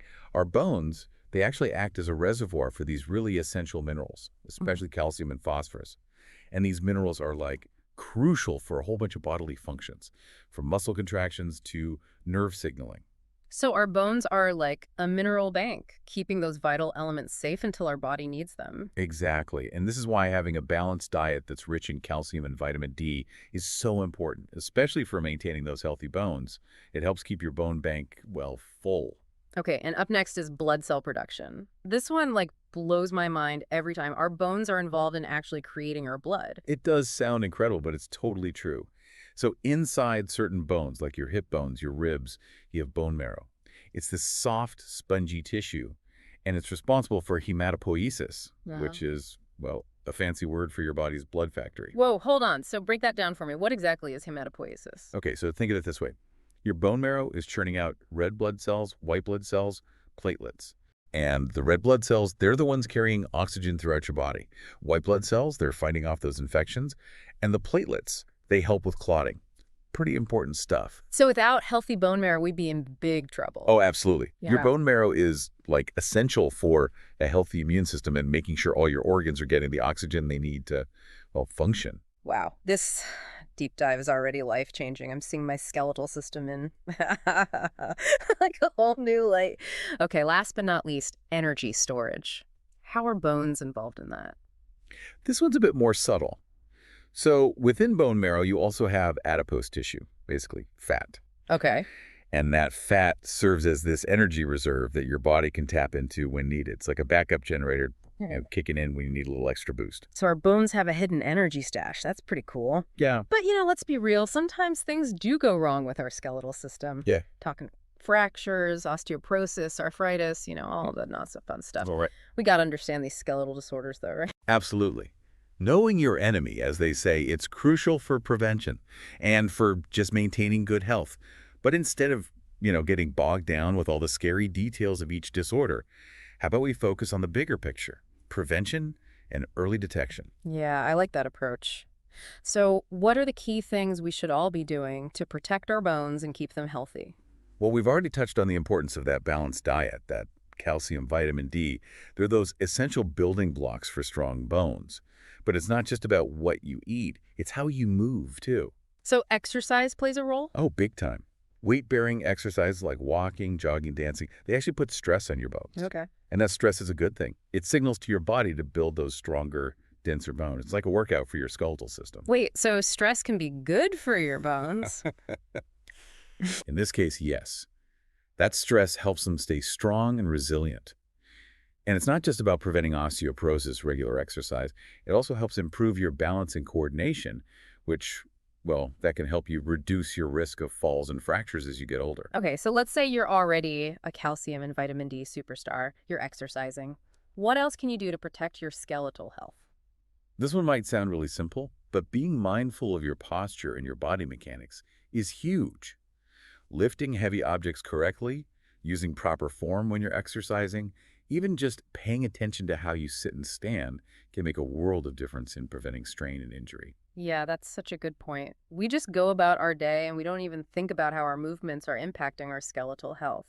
But wait, wasn't that mean that like certain occupations or activities could put people at higher risk for skeletal problems? You're absolutely right. People with jobs that involve a lot of repetitive motions or heavy lifting, or even just prolonged periods of standing or sitting, are definitely more likely to experience some of those skeletal issues. So what can those people do to like minimize that risk?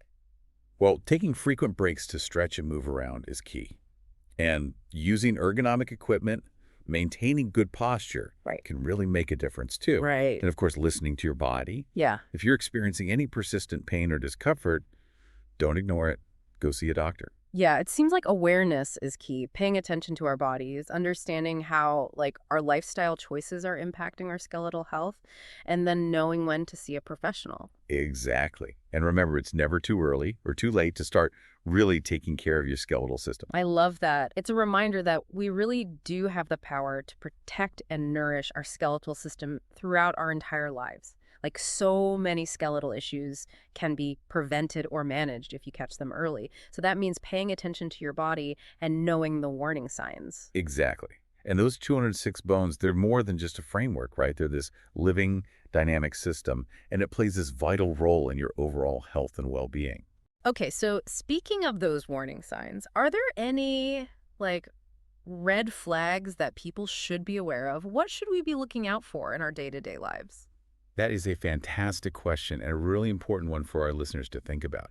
And, full disclosure, we're not medical professionals, so this isn't a substitute for actually seeing a doctor. Of course, yeah. We just want to empower our listeners to be proactive about their health. Exactly.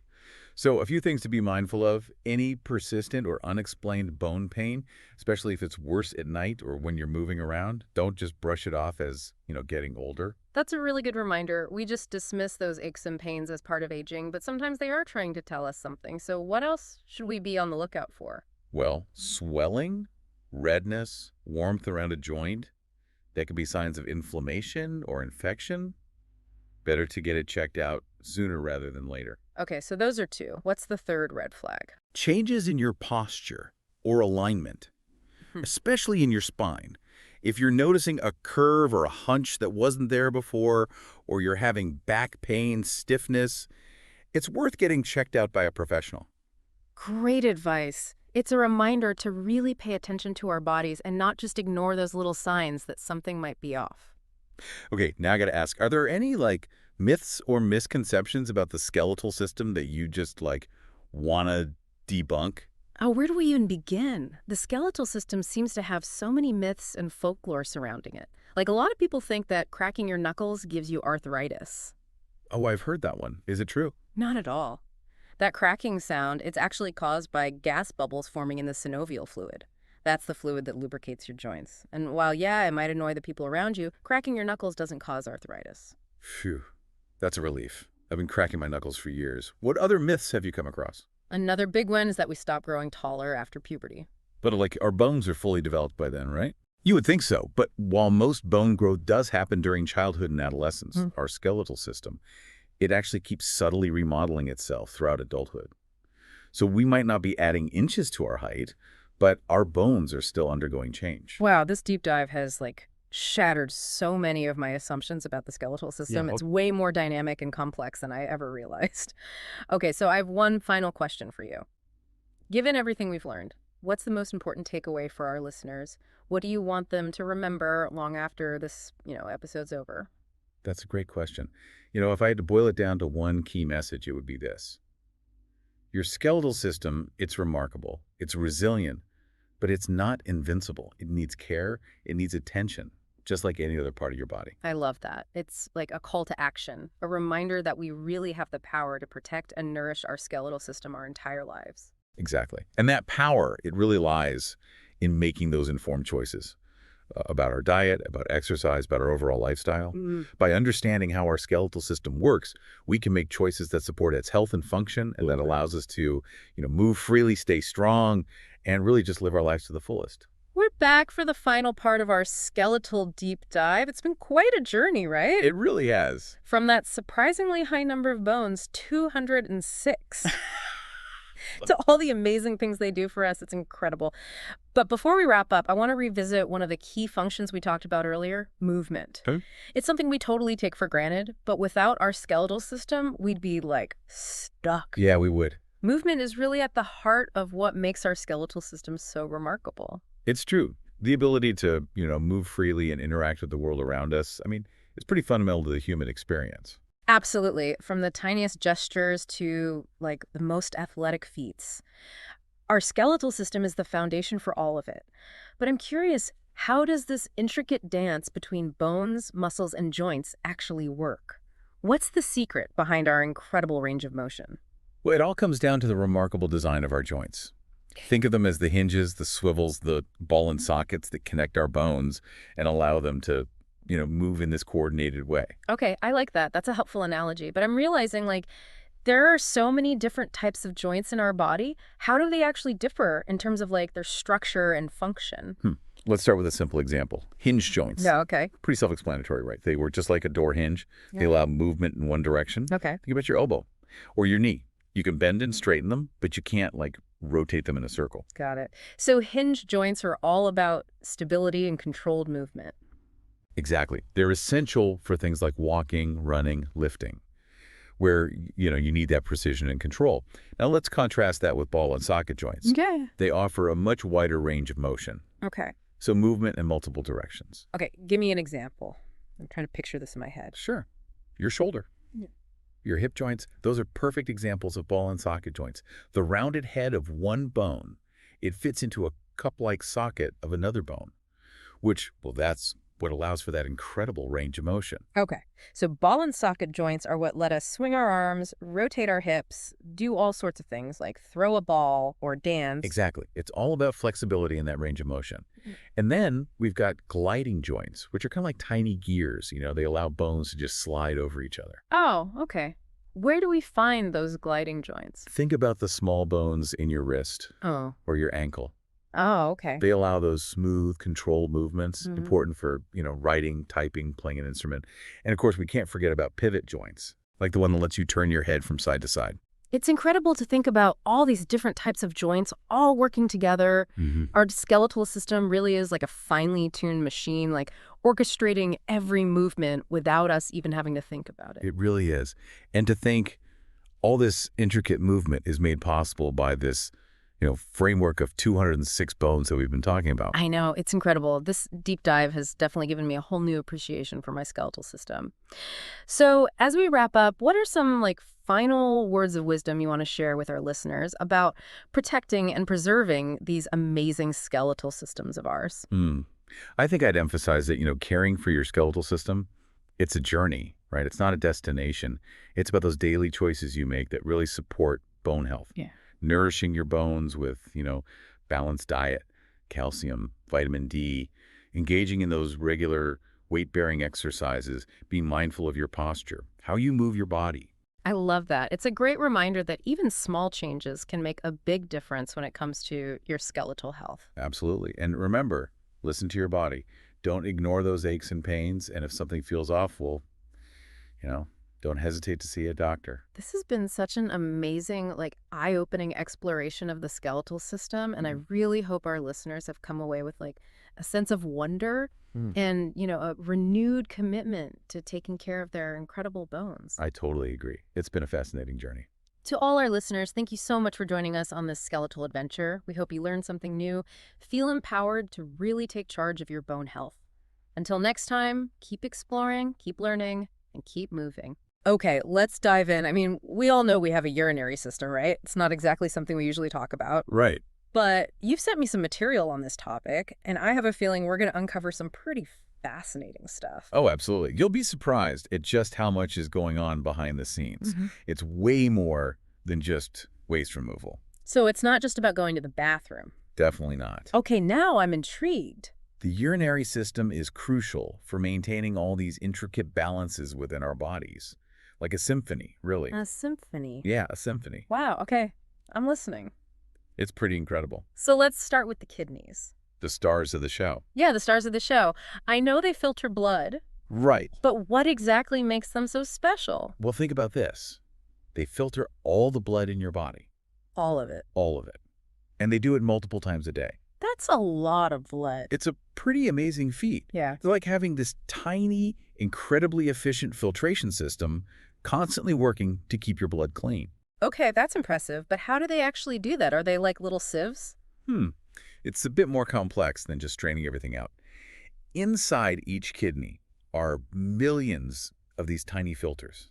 Tiny filters. Yeah, tiny filters. They're called nephrons. Nephrons, okay. And they're responsible for filtering out waste products and any excess fluids while making sure to hold on to the stuff your body needs, like proteins and blood cells. So it's not just about what they take out, but also what they keep in. Exactly. It's all about balance. Wow.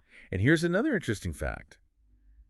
The kidneys play a huge role in regulating blood pressure. Wait, blood pressure, what does that have to do with the urinary system? Oh, it's all connected. Really? Yeah, most people don't realize that. So how do the kidneys manage that? It's through a very clever mechanism. It's called the renin-angiotensin system.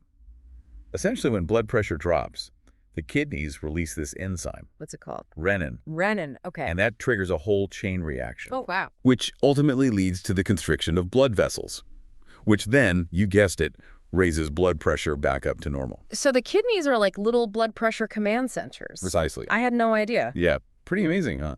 Okay, so we've got these two bean-shaped powerhouses filtering our blood, creating urine. Right. Where does it go from there? Well, from each kidney, urine travels down this narrow tube called a ureter. A ureter. Got it. And get this, these tubes use something called peristalsis to move the urine along. Peristalsis? What in the world is that? So imagine squeezing toothpaste out of a tube. It's like that. A similar wave-like muscle contraction that propels the urine down towards the bladder. Ah, I see. So it's not just gravity at work. Nope, the body's got its own little transportation system going on there. Wow, that's cool. So then the bladder acts like a holding tank for the urine. Exactly. The bladder is this hollow, muscular organ. Right. That stores the urine until you're ready to, go. So out of curiosity, how much can our bladders actually hold before we get that gotta go feeling? On average, about 400 to 600 milliliters. Okay, that's That's roughly 2 large bottles of water. 2 bottles. Wow, that makes sense. Long road trips, Ah, exactly. But, I've always wondered, why is there such a big difference in the length of the urethra between men and women? Oh, good question. I read it's just a few centimeters for women, Yep, that's right. but way longer for men. Why is that? That difference basically comes down to the dual function of the male urethra. Dual function. In men, it carries both urine and semen, Ah, I see. which necessitates a longer pathway. Okay, that makes sense. So we've covered the basic plumbing, but you said earlier that the urinary system does a lot more than just get rid of waste. That's right. There's a lot more to it. So what else is it doing? Well, for starters, it's crucial for maintaining the right fluid balance in your body. How much you pee directly relates to how hydrated you are. Oh, interesting. The kidneys are always adjusting the volume and concentration of your urine to keep things in check. So if I'm dehydrated, my kidneys are like, hold on to that water. Exactly. And if I'm overhydrated, it's like, flush it out. Exactly. Wow, that's amazing. And it's not just water. The urinary system also manages electrolytes. Electrolytes. Yes, those essential minerals. Things like sodium, potassium, and calcium. Right, right. What do they do again? They're crucial for nerve function, muscle contraction, and a whole host of other processes. So the kidneys are like electrolyte regulators. A perfect analogy, Mm-hmm. making sure we have the right balance for everything to work properly. Incredible. Okay, what else? Well, how about this? They also play a crucial role in acid-base balance. Acid-base balance. Now that sounds familiar. Remember pH from chemistry class? Wrigley, yeah. It's basically a measure of acidity or alkalinity. Right, right. Well, the kidneys work hard to make sure our blood pH stays in a very specific range, Why is that so important? because it's absolutely essential for all our cells to function correctly. Wow, so they're like constantly performing a balancing act. Exactly. Amazing. Okay, what else? What other amazing feats do they pull off? Well, get this. The kidneys produce a hormone. A hormone. It's called erythropoietin, erythropoietin. and that signals your bone marrow to produce more red blood cells. Hold on. The urinary system affects our red blood cell count. What does that have to do with anything? A lot, actually. Think about it. Okay. Red blood cells carry oxygen throughout the body. Right, of course. If we don't have enough of them, we're going to feel tired, sluggish. Oh, I see. So in a way, the kidneys are influencing our energy levels by making sure we have enough red blood cells to carry all that oxygen around. That's incredible. I'm starting to think we should be sending our kidneys thank you cards every day. They certainly deserve some appreciation. For sure. So anything else? What about detoxification? I read something about that too. Oh, right. Don't forget detoxification. The kidneys help break down certain drugs, and they filter out all sorts of harmful substances from our blood, things like metabolic byproducts and environmental toxins. So they're like the ultimate cleanup crew. Exactly. They keep our internal environment clean and running smoothly. Okay, I'm officially in awe of this system. It's incredible. Right. But no system is perfect, right? Right. What happens when things go wrong in the urinary system? Yeah, unfortunately, like any complex system, the urinary system can have problems. And because it plays such a central role in maintaining our overall health, Yeah. the consequences could be pretty serious. So let's talk about some of the things that can go wrong. Let's start with one I think a lot of people dread, UTIs. Ah, yes. Urinary tract infections, Hmm. or UTIs for short. Yep. Incredibly common. Especially for women, right? Right, especially for women. And let me tell you, those symptoms, oof. Pretty memorable, right? Memorable is one way to put it. That burning sensation when you pee is Oh, yeah. hard to forget. It's not pleasant. What causes that burning feeling? It's usually caused by bacteria, It's bacteria. most often E. coli. Oh, okay. It enters the urinary tract, and that causes an infection. Makes sense. But here's something interesting. What's that? These bacteria often form what we call biofilms, Biofilms. which are like these tiny, resilient communities. So they band together. Exactly. Hmm. And that can make UTIs harder to treat and more likely to come back. So it's not just a case of like wiping out the bacteria. No, it's more complicated than that, They've built a fortress. basically. It's a real challenge. Okay, so UTIs. What about kidney stones? Ah, yes. Kidney stones, those sound painful. They do. They can be absolutely excruciating. How do they form? So kidney stones form when certain minerals and salts in the urine crystallize and clump together. Crystalline. Yep, like little rocks. Ouch. It can happen because of dehydration, Ah, makes sense. high salt intake, or even certain medical conditions. I see. Imagine these sharp, jagged stones trying to pass through your narrow ureters. Oh my God. It's not fun. Not fun at all. Okay, let's move on to something a little less painful. Okay, sure. What about some of the more serious long-term conditions, Right. like chronic kidney disease? I read about that in the material you sent. Chronic kidney disease, or CKD. Yeah. It's a big problem worldwide. Oh, wow. It's a gradual loss of kidney function over time, and it's often linked to things like diabetes or hypertension. Diabetes and hypertension. Yep. And what's really concerning is that it can be a silent disease. Silent. What does that mean? It means you might not even notice any symptoms until the damage is pretty far along. That's scary. So Right. what kind of symptoms should people be on the lookout for? Well, things like fatigue, swelling, Mm. any changes in how much urine you're producing, and high blood pressure, of course. Okay. All of those can be red flags. So getting regular checkups is really important. Absolutely. Mm. Early detection is crucial. It's all about managing CKD and trying to prevent further damage. Makes sense. So we've talked about CKD. What about acute kidney injury? That was mentioned too. Right. Acute kidney injury, or AKI. Yeah, AKI. What's the difference between that and CKD? AKI is a sudden decrease in kidney function. Sudden. Yeah, like it just happens. So it's not gradual like CKD. Right. The good news is that it's often reversible if you catch it early enough. Okay, that's good. What causes it? It can be caused by severe dehydration, blood loss, exposure to certain toxins. Ah, I see. So again, being aware of the potential problems and knowing the warning signs is really important. Right, definitely. But you might be wondering, I am. how do doctors actually figure out what's going on with our urinary system? Yeah. It can't be as simple as just asking how we feel. You're right. It's more involved than that. It's a whole assessment process. What kind of process? It starts with taking a really detailed patient history. A patient history, okay. Hmm. Like what? It's like piecing together a puzzle.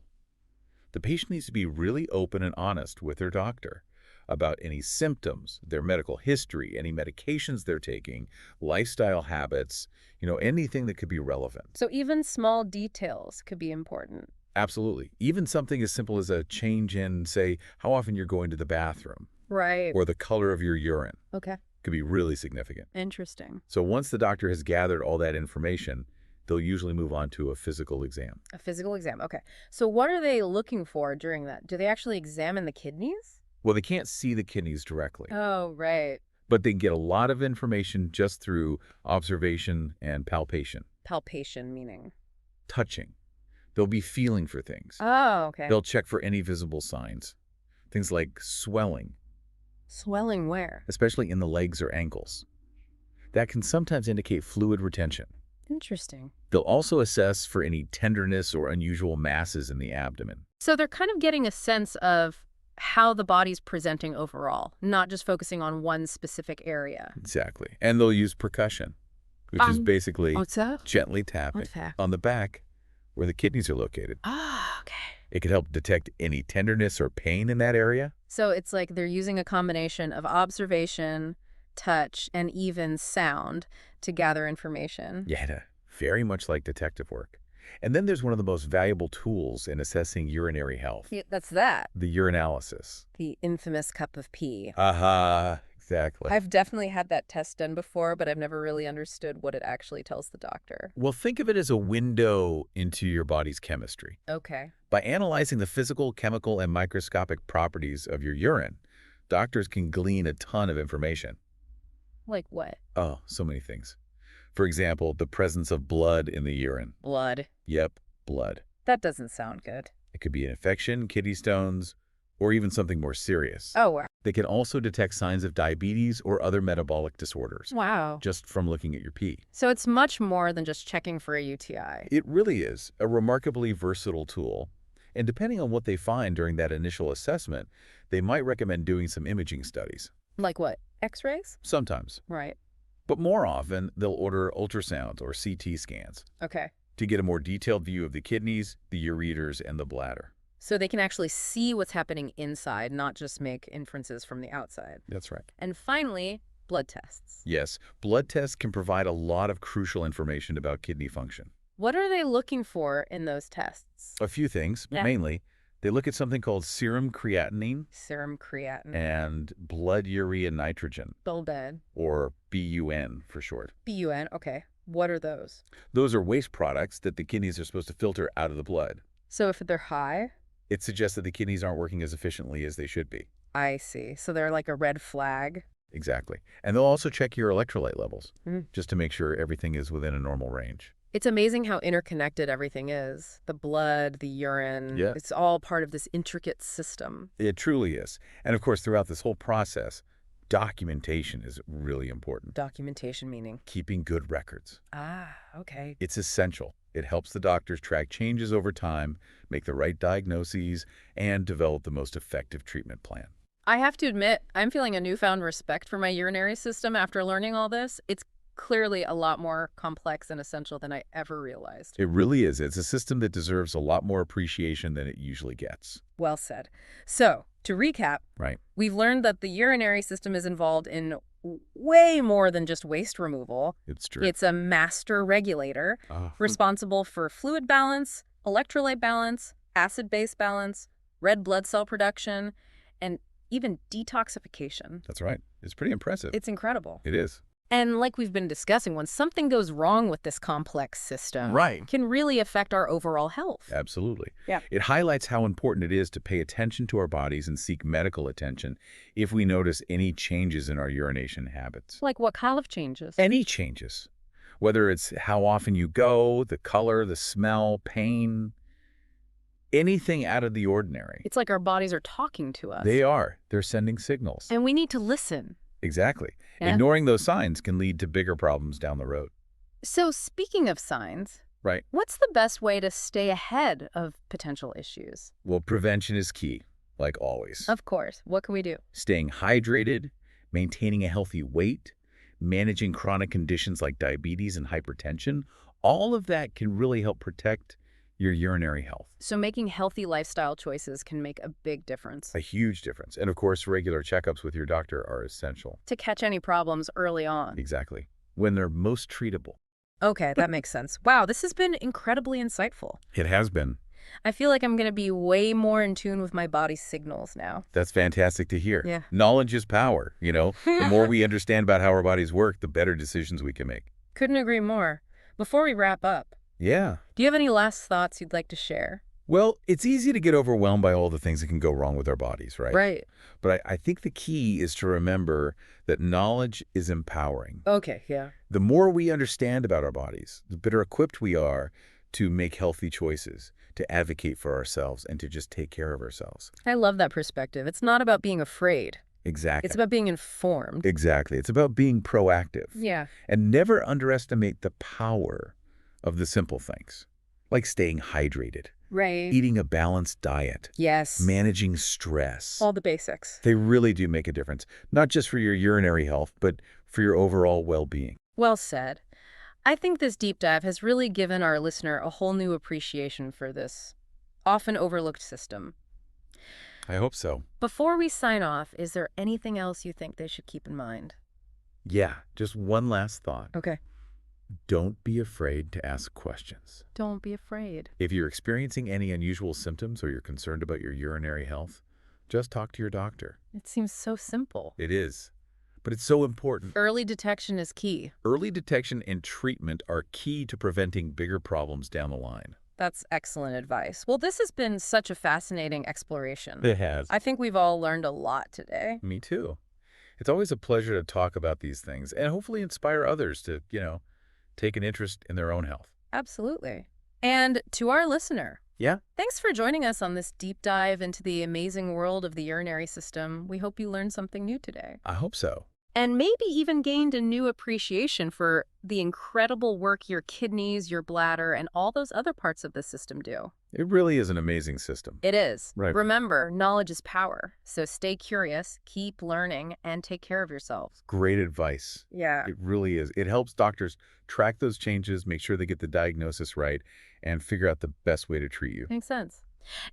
I have to admit, I'm feeling a whole new level of respect for my urinary system after learning all this. It's so much more complex and important than I ever realized. It really is. And it definitely deserves a lot more appreciation than it usually gets, that's for sure. I agree. Okay, so to recap, what we've learned is that the urinary system does so much more than just get rid of waste. Right. Way more. It's like this master regulator. It's in charge of fluid balance, electrolyte balance, acid-base balance, making red blood cells and getting rid of toxins. It does it all. It really does. Yeah. And as we've been talking about, if something goes wrong with this intricate system, it can have some serious consequences for our overall health. It's true. It shows just how important it is to pay attention to what our bodies are telling us. And to see a doctor if we notice any changes in, our bathroom habit. Like what kind of changes are we talking about? Any changes. Whether it's how often you're going, the color of your urine, the smell, any pain, anything that seems off. So it's like our bodies are trying to tell us something. Exactly. Sending signals. And we need to listen. We do. If we ignore those signs, it can lead to more serious issues in the long run. So speaking of signs, what's the best way to prevent problems in the first place? Well, prevention is always the best medicine, right? Of course. So what can we do? Staying hydrated is a big one. Right. Drink plenty of water. Exactly. Maintaining a healthy weight, managing any chronic conditions like diabetes or hypertension. Yeah. All those things can really help protect your urinary health. So making healthy lifestyle choices can really make a difference. A huge difference. Oh, and of course, regular checkups with your doctor are always a good idea. To catch any problems early. Exactly. When they're easiest to treat. That makes sense. Wow, this has been incredibly insightful. It has been. I feel like I'm going to be way more aware of what my body's telling me from now on. That's great to hear. Remember, knowledge is power. The more we understand about our bodies, the better choices we can make for ourselves. Well, absolutely. Okay, before we wrap up, do you have any final thoughts you'd like to share? Yeah. You know, it's easy to get overwhelmed by all the things that can go wrong with our bodies. It is. There's a lot to think about. There is. But I think it's important to remember that knowledge is empowering. It is. It takes away the fear of the unknown. Exactly. And the more we understand about how our bodies work, the more we can advocate for our own health and well-being. And never underestimate the power of the simple things, Like what? like staying hydrated, like we talked about, Right, that's a big one. eating a balanced diet, Makes sense. managing stress. Oh, yeah, stress is a killer. It really can be. All these things can make such a difference, not just for your urinary health, but for your overall well-being. I love that. It's a holistic approach. Exactly. Well, I think this deep dive has given our listeners a whole new appreciation for their urinary systems. Before we sign off, is there anything else you think they should keep in mind? Just one last thought. Okay, I'm listening. Don't be afraid to ask questions. If you're experiencing any unusual symptoms, or if you have any concerns about your urinary health, don't hesitate to talk to your doctor. It sounds so simple, but so many people avoid going to the doctor. I know, but it's so important. Because early detection is key. Early detection and treatment are absolutely key to preventing more serious problems later on. That's great advice. Well, this has been a fascinating exploration of the urinary system. It have been. I think we've all learned a lot today. I know I have.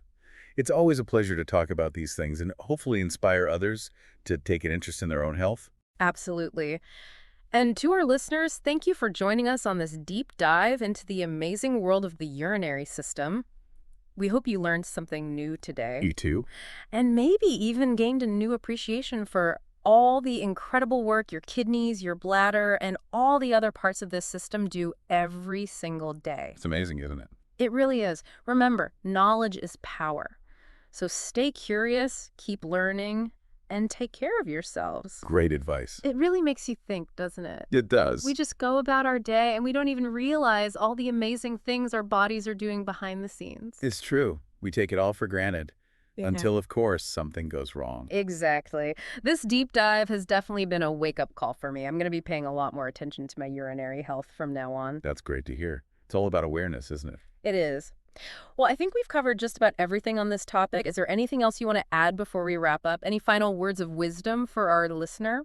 You know, it's easy to feel overwhelmed when you start thinking about all the things that could go wrong with our bodies. Yeah. But I think it's important to focus on the positive. Knowledge is empowering, right? Right. The more we understand about how our bodies work, the better equipped we are to make good choices and advocate for our own health. And that's a powerful thing. I love that. It's not about living in fear, it's about being informed. Exactly.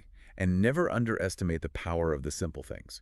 Staying hydrated, eating a healthy diet, managing stress. All the basics. Those things can really make a world of difference, not just for your urinary health, but for your overall well-being. Well said. I think our listener has a whole new appreciation for this often overlooked system now. Before we sign off, is there anything else you want to leave them with? Any parting advice? Yes, actually. Okay, tell me. If you're experiencing anything unusual, anything that just doesn't feel right, don't be afraid to talk to your doctor. That's such good advice. And don't hesitate to ask questions. The more you know, the better you can take care of yourself.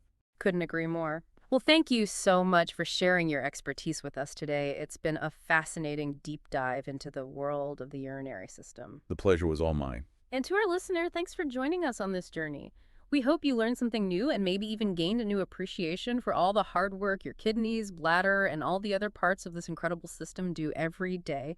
Remember, knowledge is power. So stay curious, keep learning, and take good care of yourselves. All right, let's dive into the world of the cardiovascular system. We're using this teaching script as a starting point, but get ready to go deeper, way beyond the basics. Yeah, it's amazing how much we take our cardiovascular system for granted. We think heart and we think pumping blood, But there's so much more going on. I'm all ears. I know we're talking heart, blood vessels, blood, but help me picture how it all works together. Okay, imagine a bustling city, right? Your heart is like the central hub, constantly pumping out delivery trucks. Those are your red blood cells, packed with essential supplies. And the supplies, that's the oxygen. These trucks, they use a network of highways, your blood vessels, to reach every corner of the city, every single cell. So the heart is like the body's grand central station. But what about those other things you mentioned, like the defense system, the regulator? Right, so think of your white blood cells as the city's police force, always patrolling, ready to fight off any invaders, bacteria, viruses, anything that can make you sick. And then hormones. They're like the city's messengers, using those blood vessels to deliver instructions everywhere. Wow. It's mind-blowing how this one system does so much. Let's zoom in on the heart itself for a minute. Where is this powerhouse located, and what does it actually look like? So picture this. Your heart is nestled a bit to the left of your breastbone, between your lungs. It's about the size of your fist. But don't let that fool you. This organ is a masterpiece of engineering. It's divided into 4 chambers, each with a very specific role. 4 chambers, so it's like a heart-shaped apartment complex with each chamber having a specific job. Precisely. The right atrium, that's like the receiving dock, taking in deoxygenated blood from the body. Then it passes it on to the right ventricle, which acts as a powerful pump, sending the blood to the lungs for a refill of oxygen. So the lungs are like the heart's refueling station. What happens after the blood gets that oxygen boost? That oxygen-rich blood comes back to the heart, this time entering the left atrium. From there, it flows into the left ventricle. That's the heart's heavy lifter. This chamber pumps the oxygenated blood out to the entire body through a massive artery called the aorta. Okay, so it's a carefully choreographed relay race. Right atrium to right ventricle to lungs. Back to the left atrium, and finally, the left ventricle launches that oxygenated blood throughout the body. But how does the blood know which way to go? It seems like it could get pretty chaotic without some kind of traffic control system. You're telling me. Chaos is the last thing you want in your circulatory system. But luckily, your heart has a brilliant solution. Valves, they're like one-way doors, making sure the blood flows in the correct direction and preventing backflow. These valves are like the unsung heroes of heart health, keeping everything flowing smoothly. I'm starting to see why we take this system for granted. But let's move beyond the heart itself. What about those highways you mentioned? Those blood vessels that carry the precious cargo throughout the body. Right, the blood vessels. It's a complex network. Arteries, veins, and capillaries, each with their own role to play. Arteries are like the superhighways, carrying oxygen-rich blood away from the heart to all the tissues and organs. So arteries are the delivery trucks heading out from the central hub. What about the veins? Are those the trucks returning to the heart? Exactly. Veins are the return route, bringing the deoxygenated blood back to the heart to get reoxygenated. It's a continuous loop, ensuring that every cell gets what it needs and gets rid of its waste products. That continuous loop is mind-blowing. You mentioned capillaries earlier. Where do they fit into this intricate system? This is where things get really interesting. Imagine the capillaries as the tiny side streets and alleyways, branching off from the main highways. These microscopic vessels, that's where the real action happens. The exchange of oxygen, nutrients, and waste between the blood and the cells. Capillaries, they're the unsung heroes, the ones doing the actual deliveries and pickups at each individual house. Or cell, I guess, in this case. It's like a perfectly synchronized system. But remind me, what exactly is in this precious cargo being transported throughout the body? What are the key components of blood? Blood is more than just a simple red liquid. It's a complex mix of cells and plasma, each playing a crucial role. Let's start with the red blood cells, those tireless delivery trucks we talked about. They're packed with a protein called hemoglobin, which binds to oxygen in the lungs and carries it to every cell in the body. Red blood cells, the heart's dedicated oxygen carriers. What about the other components? What are they doing? Well, there are the white blood cells, the tough guys, the immune system's warriors. They're constantly on patrol, seeking out and destroying any invaders, bacteria, viruses, even cancerous cells. White blood cells are like the body's personal army, fighting to keep us healthy. What else is in this mix? Then you've got platelets, tiny cell fragments that are essential for blood clotting. Think of them as the first responders, rushing to patch up any leaks in the system. Platelets are like tiny repair crews, always on call. What about plasma? What does that do? Plasma is the liquid part of blood, mostly water, but it also carries nutrients, hormones, and waste products throughout the body. Think of it as the fluid medium that keeps everything flowing. Wow, our blood is like a bustling metropolis. It's incredible how this system does so much more than keep our hearts beating. And that's just the tip of the iceberg. This system is involved in so many vital functions. Regulating body temperature, transporting hormones, defending against infections. It truly is a marvel of nature. Okay, you've definitely piqued my curiosity.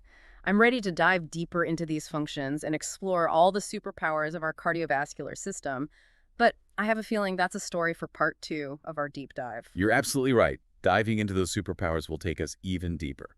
But before we go there, there's another important aspect to explore. Understanding how we actually assess the health of the system. Think of it like a regular checkup for your car, but for the engine that keeps you running. Makes sense. I'm all for keeping my internal engine in top shape. So what kind of tools and techniques do healthcare providers use to assess cardiovascular health? Well, it all starts with a good old-fashioned conversation. Getting the patient's story. Doctors will ask about medical history, family history of heart issues, lifestyle habits, any current symptoms they're experiencing. It's like piecing together a puzzle to see what might be impacting their heart health. So it's not just about looking at the heart in isolation, right? It's about understanding the whole person and their individual risk factors. Exactly. And after that initial conversation comes the physical exam, where things get a bit more hands-on. Okay, what happens during the physical exam? First, they'll check vital signs. Blood pressure, heart rate, respiratory rate, temperature. These are like the basic metrics, giving a snapshot of how the body's doing overall. Vital signs, they're like the heart's rhythm section, setting the tempo for the whole system. That's a great way to put it. But there's more to it than just numbers. Doctors are also trained to look for visual clues. For example, a bluish tint to the skin. That's called cyanosis, and it can signal a lack of oxygen in the blood. Or swelling, especially in the legs and ankles, could point to heart failure. Wow, it's fascinating how much a trained eye can pick up on. Like they're reading the body's secret language. Precisely. They also use something called palpation, which is just a fancy word for feeling with their hands, to check for things like peripheral pulses in the wrists and feet, making sure blood is flowing properly to those areas. I remember having my pulse checked as a kid. The doctor would press on my wrist and count. Right, they're checking the strength and regularity of the pulse. A weak or absent pulse could mean poor circulation. And an irregular pulse might indicate an arrhythmia, which is an abnormal heart rhythm. So even something as simple as checking your pulse can tell you a lot. Absolutely. And of course, we can't forget the trusty stethoscope. Ah, yes, the stethoscope, that classic symbol of doctors everywhere. What can doctors learn from listening to the heart and lungs? The stethoscope lets them hear the sounds of those heart valves opening and closing. That familiar lub-dub sound. That's the sound of those valves working, making sure blood flows the right way. So they're basically eavesdropping on the heart, listening for any signs of trouble. Exactly. They're listening for any abnormal sounds, like murmurs, which could indicate a leaky valve or a narrowing of a valve. Those sounds give clues about the heart's structure and function. It's amazing what you can learn just by listening carefully. But I imagine sometimes you need more than a listening ear, right? That's where all the high-tech diagnostic tools come in. You got it. Technology has really revolutionized how we assess heart health. One of the most common tests is the electrocardiogram, or ECG, which records the electrical activity of the heart. I've heard of ECGs. Those are the ones with the little sticky electrodes they put on your chest, right? That's the one. And then there's the echocardiogram, which uses sound waves to create images of the heart. It could show problems with the heart chambers, valves, and blood flow. So it's like a sonogram of the heart. Pretty much. And don't forget about stress tests. They're often used to check people who have symptoms of coronary artery disease or to assess the heart's overall fitness. They basically involve monitoring the heart's response to exercise, which can reveal hidden problems that might not be obvious at rest. It's like putting the heart through a workout to see how it handles pressure. Exactly. All these diagnostic tools, along with thorough history and physical exam, they give doctors a really comprehensive view of someone's cardiovascular health. It's clear that understanding these things helps us take better care of ourselves. But I'm ready to shift gears a bit and focus on what we can do to keep this amazing system running smoothly. I'm with you. Now that we've laid the groundwork, it's time to empower you with knowledge to make heart-healthy choices. Think of it as filling your toolbox with practical tips and strategies. Okay, I'm ready to fill my toolbox. Where do we even begin? It's all about taking a holistic approach, looking at everything, from what you eat and how much you move, to how you manage stress and the habits you cultivate. Let's start with diet. What are the key principles for eating in a heart-healthy way? What kind of fuel does this engine thrive on? Think of your diet as providing the premium fuel for your cardiovascular system. Focus on balance. Lots of fruits and vegetables, whole grains, and lean protein sources. These are the foods that nourish your body and keep your heart happy. Sounds good. But with so much info out there, it's hard to know where to start. Are there specific foods we should be aiming for, or any we should try to limit? Absolutely. When it comes to fruits and veggies, go for color. They're packed with antioxidants and fiber, which are great for your heart. Think berries, leafy greens, brightly colored peppers. Okay, so lots of color on my plate, and I know whole grains are better than refined grains. Right, so instead of white bread, go for whole wheat. Choose brown rice over white rice, and explore things like quinoa. Got it. Lots of color, whole grains. What about protein? For protein, focus on lean sources, like fish, poultry, beans, lentils, tofu. These give your body what it needs without all the extra saturated fat. So we're building a heart-healthy plate. Lots of colorful fruits and veggies, whole grains, lean protein. Are there any foods we should avoid completely?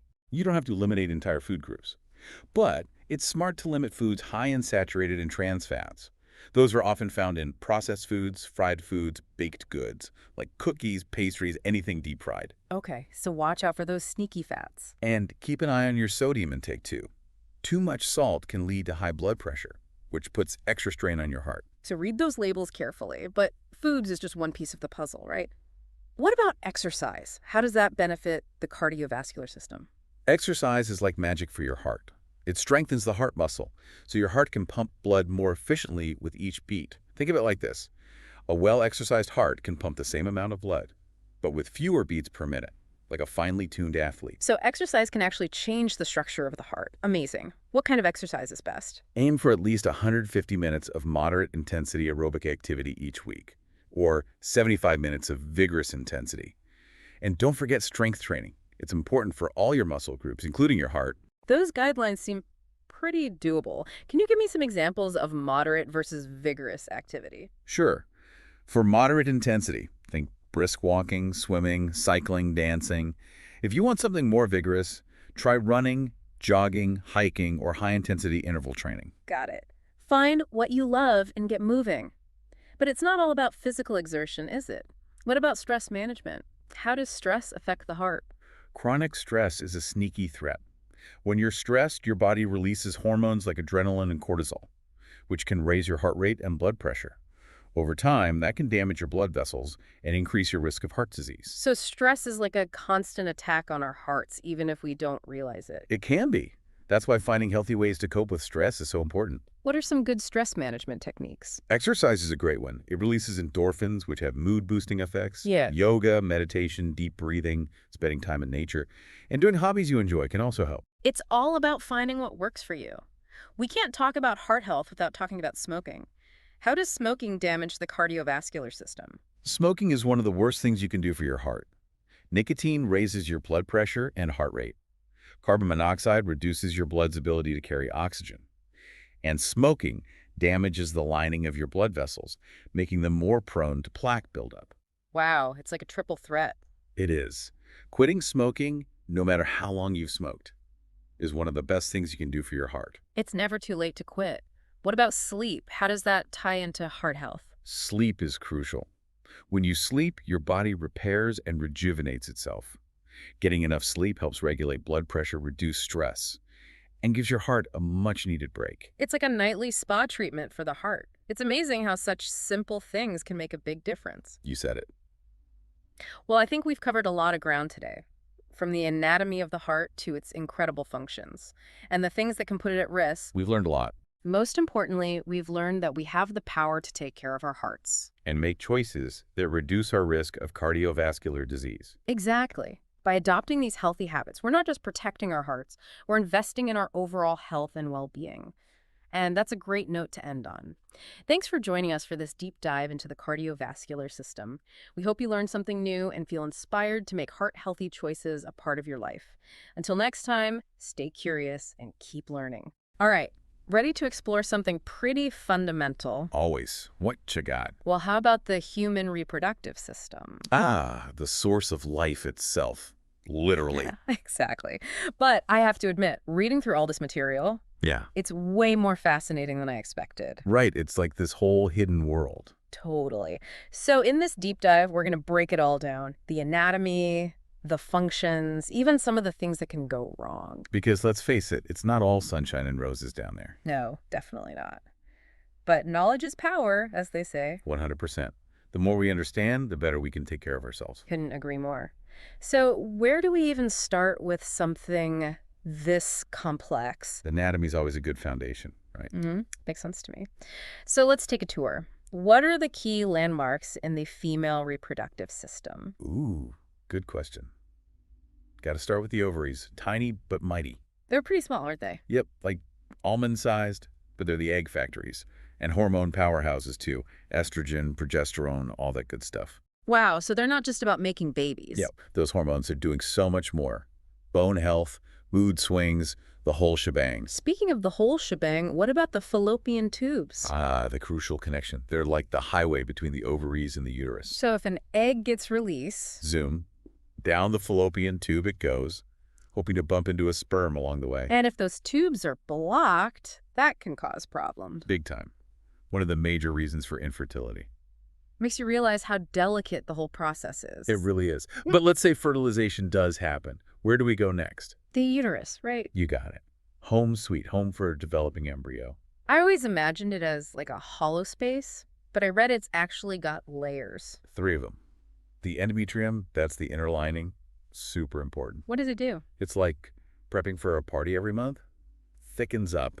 Gets all ready for a fertilized egg. And if no party happens? Cleanup time. Yeah. That lining sheds during menstruation. Ah, that's where the period comes in. Bingo. Then there's the myometrium, the muscle layer. This one's the powerhouse. Expands during pregnancy, contracts during labor. Wow, busy organ. What about that last layer? The perimetrium, that's like the protective shell, holding it all together. And of course, we can't forget the cervix. The gatekeeper. Stays closed tight during pregnancy, then opens wide for childbirth. Talk about a transformation. Dramatic, right. Yeah. And then the vagina itself. Multi-purpose. Childbirth, intercourse, menstrual flow, it handles it all. Okay, that was quite a tour of the female system. What about the male anatomy? Ready for round 2? Let's do it. All right, got to start with the testes. The sperm-making superstars. Housed in the scrotum, which... Keeps things nice and cool. Right. And the testes are also producing testosterone, right? You bet. The hormone that gives guys their, well, guyness, deeper voice, facial hair, all that. But it's not all about looks. Nope. Testosterone also affects bone density, energy levels, even mood. So it's kind of a big deal. Huge deal. Now, once those sperm are made, they got to train. Enter the epididymis. The training ground. Exactly. A coiled tube where sperm mature and learn to swim. Like a sperm boot camp. And then where do they go? Up the vas deferens. A long tube that takes them toward the urethra. It's like a... highway system. And along the way, they get a boost from some accessory glands. Seminal vesicles provide energy. The prostate adds some extra fluid. all working together. And then finally, the penis. The delivery system. That was quite a journey through both systems. And we only scratched the surface of the anatomy. I know, right? It's incredible how much is packed into those areas. But the really mind-blowing part is what all those parts do. Oh yeah, we haven't even gotten to the functions yet. Buckle up. Stay tuned for part 2 of our deep dive, where we explore the amazing things these systems do beyond just, well, making babies. Welcome back to our deep dive. Last time, things got pretty anatomical. We did get up close and personal with some organs, didn't we? But now I'm really curious about how it all works, beyond the baby making, I mean. Ah, you ready for the functions? This is where it gets really cool. Lay it on me. What's the most basic function, would you say? Got to start with the building blocks, right? Gamete production. Right, the sperm and egg. Exactly. The male system's churning out sperm nonstop, and the female system's got to make those eggs. It's amazing how our bodies just do that. Isn't it? And it's not just about the cells themselves. There's a whole hormonal symphony going on, too. Oh, yeah, the hormones. In men, it's mostly testosterone, right? Testosterone's the star of the show. Sperm production, muscle growth, that deep voice. All the classic guy stuff. Pretty much. But it's not just about appearances. Testosterone affects bone density, energy levels, even mood. Wow, so it's pretty important. And what about women? Estrogen and progesterone are the main players there. Estrogen's essential for, well, being female. Menstrual cycle, breast development, all that. And it has other effects too, right? I read something about bone health. You're right. Estrogen's important for strong bones. It also invites the cardiovascular system, brain function, even skin health. It's a busy hormone. It really is. And progesterone, what's its role? Progesterone's all about getting ready for pregnancy. Yeah. Prepares the uterus, helps maintain a healthy pregnancy if it happens. So these hormones are like the conductors of the whole system. Perfect analogy. They're sending signals, keeping everything running smoothly. Okay, but let's talk about the main event. Fertilization. Hmm. How does that actually work? All right, picture this. Intercourse happens, millions of sperm enter the vagina. It's like a race to the egg. Sounds intense. It is. They have to swim through the cervix, into the uterus, then up the fallopian tubes. And if the timing's right. Boom. They might meet an egg that's been released during ovulation. But only one lucky sperm gets to penetrate the egg's outer layer. It's crazy how much has to go right. I know. And if fertilization does happen, that fertilized egg, the zygote, starts dividing like crazy. And it travels down to the uterus. Exactly. Implants itself in that nice, thick lining we talked about, the endometrium. And that's where it stays for the next 9 months. Yep, if everything goes well.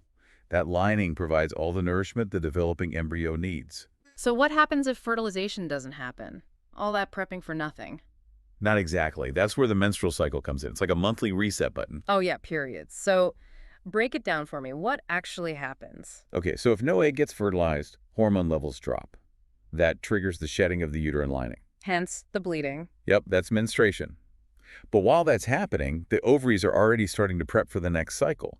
A new egg starts maturing, estrogen levels rise again. It's a continuous loop. Preparing, renewing, month after month. Exactly. It's a pretty amazing system. And speaking of amazing, let's not forget about childbirth. Okay, now that's a whole other level of wow. Seriously, childbirth is a testament to what the female body can do.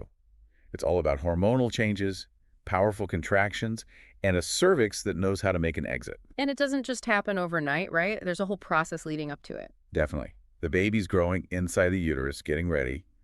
Then, when the time's right, those contractions start. They must be incredibly strong. They are. And the cervix starts to dilate, meaning it opens up wider and wider to let the baby through. It's mind-boggling how our bodies just know what to do. It is. And even after the baby's born, the reproductive system's still working hard. The placenta detaches and is expelled, and then there's breastfeeding. So much is happening, and we can't forget about the role these systems play in pleasure and intimacy. Absolutely. Sexual function is a key part of it all. The clitoris, the penis, all those nerve endings, they're designed for arousal and pleasure. It all ties together. Wow, we've covered so much. Gamete production, hormones, fertilization, childbirth, even sexual function. And that's just the tip of the iceberg. It's incredible how much goes into making this whole system work. It really is. But sometimes things don't go as smoothly as we'd like. And that's where things can get a little more complicated. Right, because not everything's always perfect. Exactly. And that's what we'll explore next time. We'll dive into some of the common disorders that can affect the reproductive system. Stay tuned for part 3, where we get real about the challenges that can come up. Back again, ready to tackle the not-so-fun part. I know it can be a little daunting, but yeah, let's talk about those times when the reproductive system throws us a curveball. Exactly, because even though we've been focusing on how amazingly things can work, It's important to acknowledge that sometimes, well, things go wrong. and unfortunately those things can be pretty serious. That's true. So let's start by discussing some common disorders that affect women. One we hear a lot about these days is PCOS, polycystic ovary syndrome. PCOS, yeah. It seems like it's becoming more and more common, It is. It's a hormonal disorder that messes with that delicate balance we talked about. and it can cause all sorts of symptoms, right? A whole range of them. Irregular periods are a big one. Some women have infrequent cycles. Others miss periods altogether. I've heard about that. Anything else? Acne, weight gain, excess hair growth. Those are some of the common ones. Those sound tough. What actually causes this hormonal imbalance? That's the million-dollar question. Seems like it's a mix of genetics and environment. Insulin resistance often plays a role. Insulin resistance, I've heard of that, but refresh my memory. Basically, your body's not using insulin effectively. And in PCOS, it can mess with hormone levels. Ah, I see. And this can affect fertility too, right? It can. That irregular ovulation makes it harder to conceive. But the good news is there are ways to manage it. Okay, that's good to hear. Like what? Lifestyle changes can make a big difference. Losing weight, even a little bit, can help regulate hormones. And there are medications too, like birth control pills. So it's about finding what works for each individual. Exactly. Now, another condition that can be really tough is endometriosis. Endometriosis, I've heard it's super painful. It can be. Basically, tissue similar to the lining of the uterus starts growing outside the uterus. Wait, how does that even happen? Not totally sure, but one theory is that menstrual blood flows backwards up through the fallopian tubes. Those cells implant And start growing in the wrong places. That Places. sounds awful. It is. Because that misplaced tissue still responds to hormones. So every month. It's like having a period in places where you really shouldn't be having a period. Pretty much. Inflammation, pain, scar tissue. It's not fun. What can be done about it? Pain management's a big focus. Over-the-counter meds, prescription meds, whatever works. Hormonal therapies can help too, and sometimes surgery's needed. Sounds complex. It can be. Now, shifting gears a bit, let's talk about uterine fibroids. Fibroids, those are the non-cancerous growths, right? Yep. Little knots of muscle tissue in the wall of the uterus. Super common, actually. And most women don't even know they have them. Many don't. But some fibroids can cause problems. Heavy bleeding, pain, pressure. I guess it depends on the size and location. Exactly. And while we don't know exactly why they grow, hormones seem to be involved. Estrogen, specifically. So what's the treatment? Depends on the situation. Sometimes just watching and waiting is enough. Other times, meds can help with bleeding. And sometimes, surgery is the best option. It's all about finding the right approach. Okay, we've talked about some pretty heavy stuff, but there's one more condition we can't ignore, right? Cervical cancer. Right, and this one's serious, but thankfully we've made huge strides in understanding and preventing it. And it's linked to HPV. Right, you got it. Ah. Human papillomavirus. Super common STI, but certain strains can increase the risk of cervical cancer. So what can women do to protect themselves? 2 words. Pap smears. Regular screenings are key to catching any abnormalities early. Early detection's so important. It is. And there's also the HPV vaccine, which can protect against those high-risk strains. Vaccination's a game changer. Okay, we've covered a lot of ground with women's health, but men aren't off the hook. What are some of the common issues they face? Well, one that comes up a lot is erectile dysfunction, or ED. ED, yeah. Sensitive topic, but it's common, right? More common than you might think, especially as men get older. Basically, it's trouble getting or maintaining an erection. And there are lots of potential causes, I imagine. Yep. Hormonal imbalances, like low testosterone, can play a role. Blood flow problems, too, which can be linked to heart disease or diabetes. So it can be a sign of something more serious. Sometimes, yeah. That's why it's important to talk to a doctor. But the good news is there are treatments. Phew. Like what? Lifestyle changes can help. Mm. Exercise, quitting smoking, that kind of thing. And there are meds that can improve blood flow. Options are always good. Now what about BPH? Benign prostatic hyperplasia. That's a mouthful. It is, but I know it affects a lot of guys, especially older men, You're right. Basically, the prostate gland gets bigger and starts squeezing the urethra. making it hard to pee. Exactly. Frequent urination, weak stream, that kind of thing. Thankfully, there are treatments for that, too. Okay, good to know. Now on to a more serious one, testicular cancer. Yeah, this one's definitely a concern. It tends to hit younger men, which is always scary. What should guys be looking out for? Any lumps or swelling in the testicles, for sure. Sometimes there's pain, but often not. So self-exams are crucial. Absolutely. Early detection is key. And thankfully, testicular cancer is highly treatable if caught early. That's reassuring. Okay, last but certainly not least, we need to talk about infertility. A tough one, for sure. And it can affect both men and women. And the causes can be so varied. Oh, yeah. Hormonal issues, ovulation problems, blocked tubes in women, low sperm count, motility issues in men. Sometimes it's just a mystery. Must be incredibly frustrating when there's no clear answer. It is.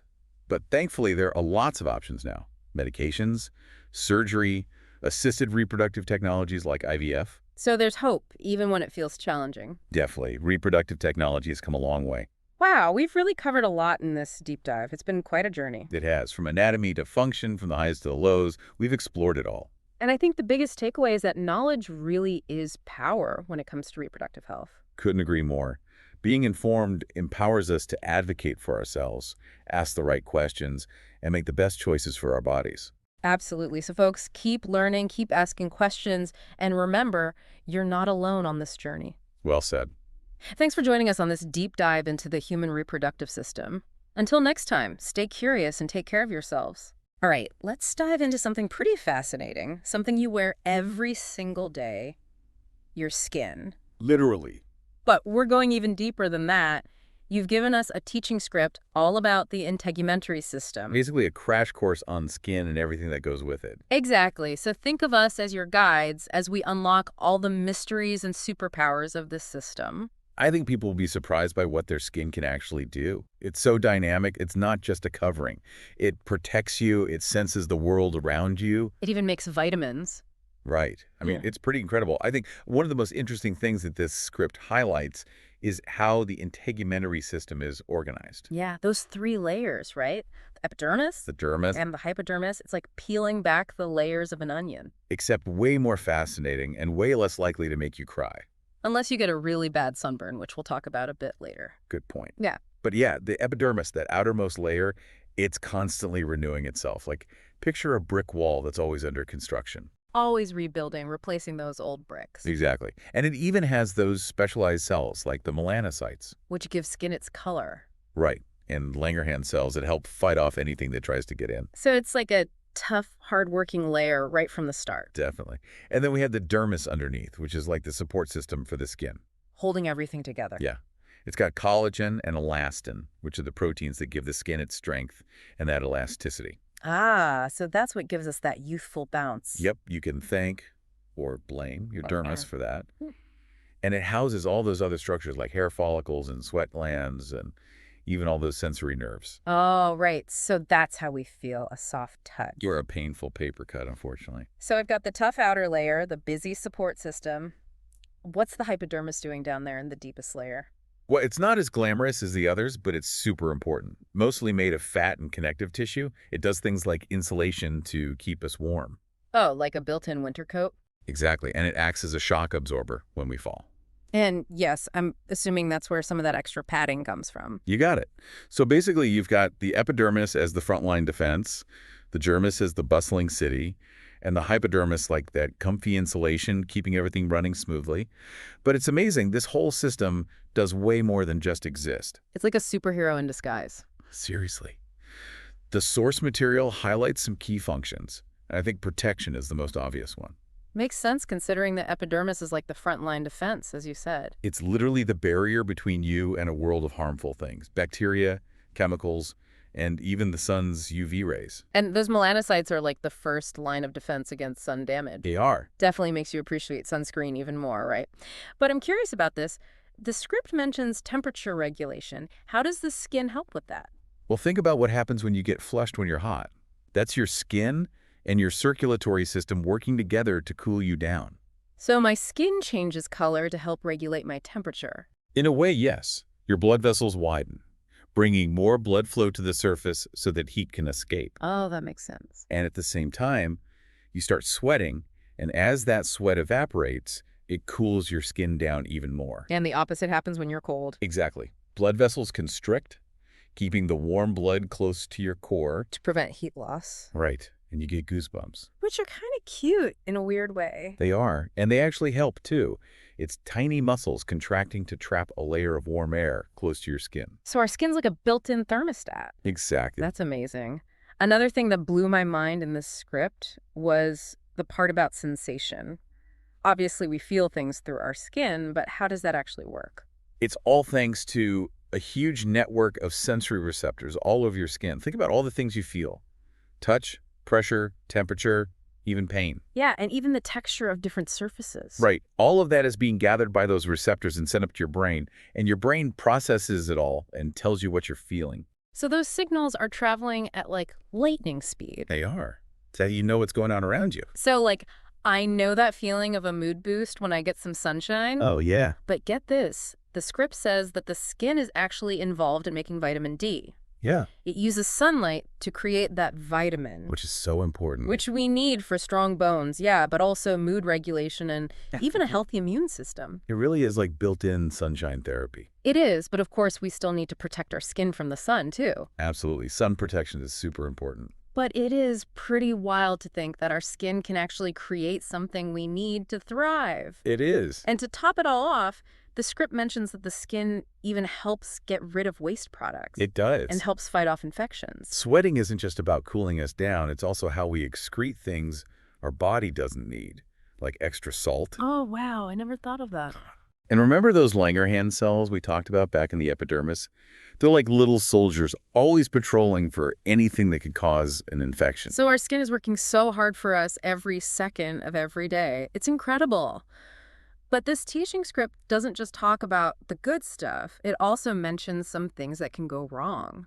Yeah, unfortunately, even the most incredible systems can run into some problems. True, true. And there are so many amazing functions of the skin that it makes sense that when things do go wrong, it can have a big impact on our lives. Definitely.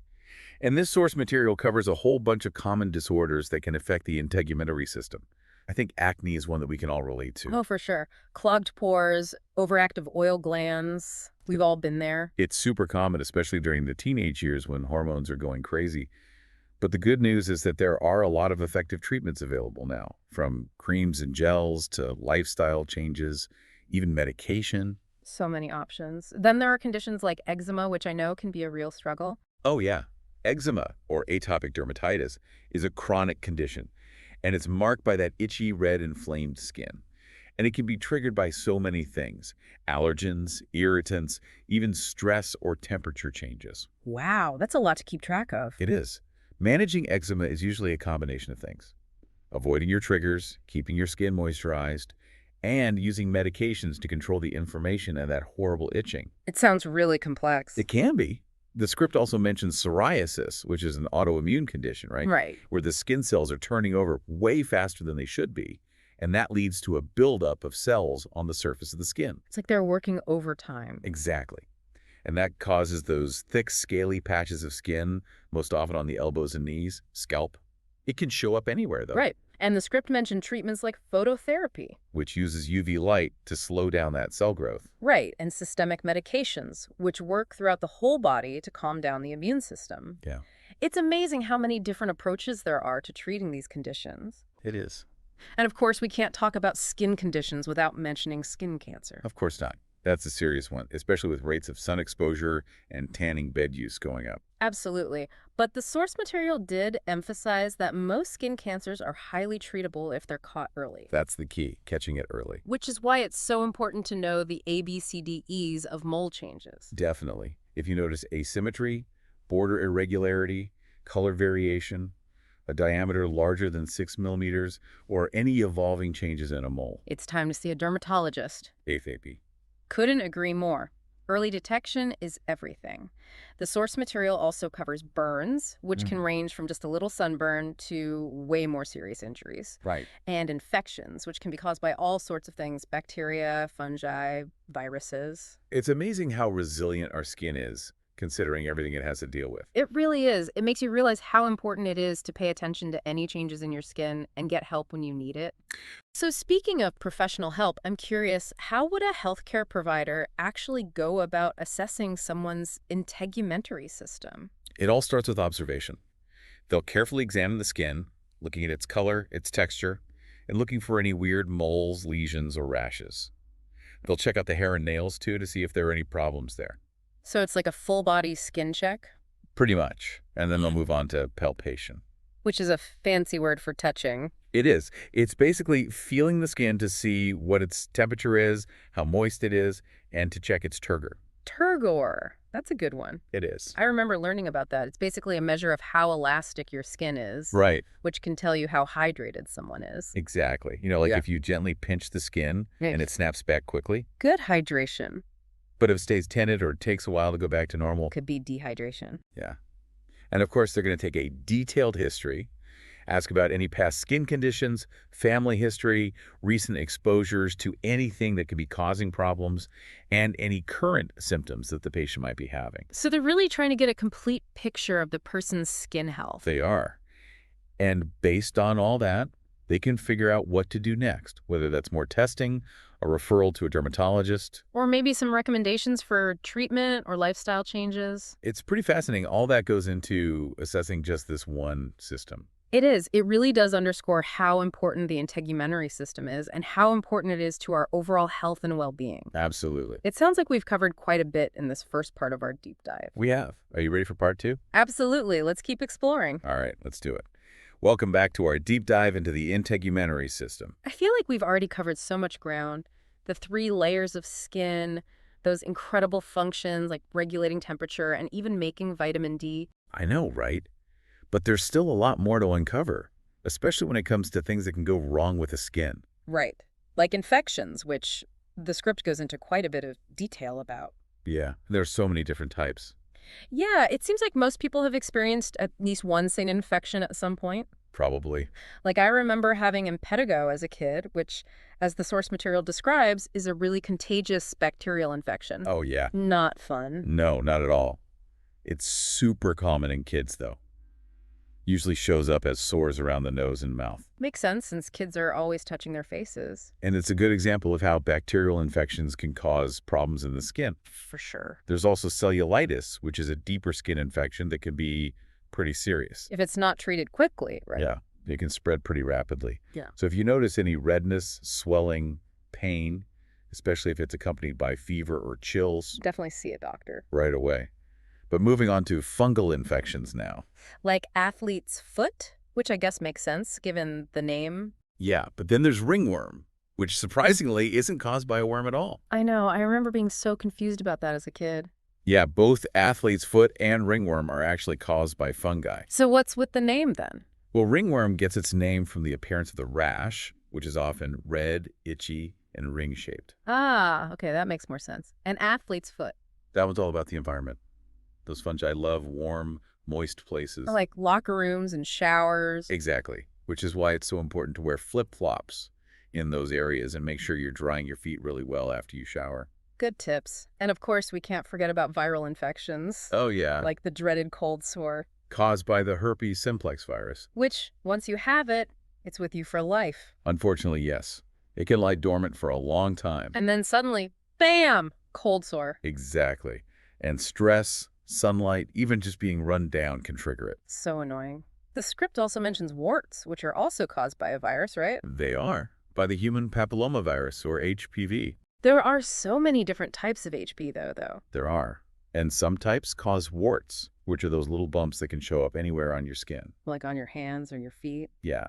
They're usually harmless, but can be pretty annoying. For sure. So we've talked about infections, but what about burns? Yeah, the source material goes into some detail about those too. Because they can be pretty serious. They can. And the severity of a burn can vary a lot. A first-degree burn, like a mild sunburn, only affects the outer layer of skin. You would just get that redness and maybe a little pain. Yeah, second-degree burns go deeper, though, Causing blisters. and a lot more pain. Ouch. And then third-degree burns are the most serious. Right? Yeah, they damage all layers of the skin. So you're not even feeling pain at that point because the nerves are damaged. Right. And then there are even fourth-degree burns, which go beyond the skin and involve the muscles and bones. It's kind of scary to think about. It is. And treatment really depends on how severe the burn is. For minor burns, cool water and maybe some over-the-counter pain relievers are probably enough. But for those more serious burns... Get medical attention immediately. Exactly. It's definitely a reminder to be careful around heat sources, chemicals, and of course, the sun. Always good advice. So moving on from burns, what about those more chronic skin conditions like eczema and psoriasis? Yeah, those can be tough to live with and often require ongoing management. For sure. Eczema or atopic dermatitis with those dry, itchy, inflamed patches of skin. Yeah, and the triggers can be anything from allergens and irritants to stress and even temperature changes. I know some people who struggle so much with eczema, and it seems like there's no one-size-fits-all solution. It's true. Managing eczema often involves a lot of trial and error. Finding what works for you. Exactly. Avoiding those triggers is key, and keeping the skin well moisturized. Medications like topical corticosteroids can help reduce that inflammation. And antihistamines for the itching. Right. And then psoriasis, where those skin cells are just going into overdrive. Like they're on fast forward. Yeah. It's like the body's immune system is attacking the skin. And causing those thick, scaly patches to build up. Often on the elbows, knees, scalp. Yeah, but it can really be anywhere. Right. The script mentioned a few treatment options for psoriasis, like phototherapy. which uses UV light to slow down that rapid skin cell growth. Exactly. And then there are those systemic medications that work throughout the body to suppress the immune response. It's incredible how many different ways there are to approach these conditions. It is. And speaking of complex conditions, we can't forget about skin cancer. Definitely not. That's a big one. And as we talked about earlier, too much exposure to UV radiation from the sun or tanning beds is a major risk factor. I know those tanning beds are really bad news. They are. The good news is that most skin cancers are very treatable if you catch them early on. And that's why knowing the ABCDEs of mole changes is so important. Yeah, asymmetry, border irregularity, color variation, a diameter bigger than 6 millimeters, any evolving changes. Red flags. Yeah, get to a dermatologist right away if you notice anything suspicious. Absolutely. Being proactive and taking care of our skin is the best defense against these issues. But I'm also interested in the more technical side. How would a healthcare provider go about actually assessing someone's integumentary system? Well, as we touched on a bit earlier, it starts with a thorough inspection. They're really looking at everything, huh? Oh, yeah. They'll look at the color of the skin, its texture, check for any unusual moles, lesions, rashes. Just looking for anything out of the ordinary. Exactly. And they'll also assess the hair and nails, So it's a head-to-toe skin check. pretty much. And then they'll move on to palpation. That's where they get hands-on. It is. They're feeling the skin, checking its temperature, how moist it is, and that all-important turgor. Ah, the pinch test. I love that one. It's a simple but effective way to assess someone's hydration. Yeah, if the skin snaps back quickly after being pinched. Good hydration. But if it stays tented or takes a while to go back. That could be a sign of dehydration. And then, of course, they'll ask all sorts of questions about past skin conditions, family history, any recent exposures to potential allergens, any current symptoms. They're gathering as much information as possible. Really trying to build a complete picture of that person's skin health. Absolutely. And from there, they can determine the best next steps, which might include more testing, referral to a dermatologist, recommendations for treatment, or even lifestyle modifications. Wow. It's really fascinating how much goes into just assessing this one system. I know, right?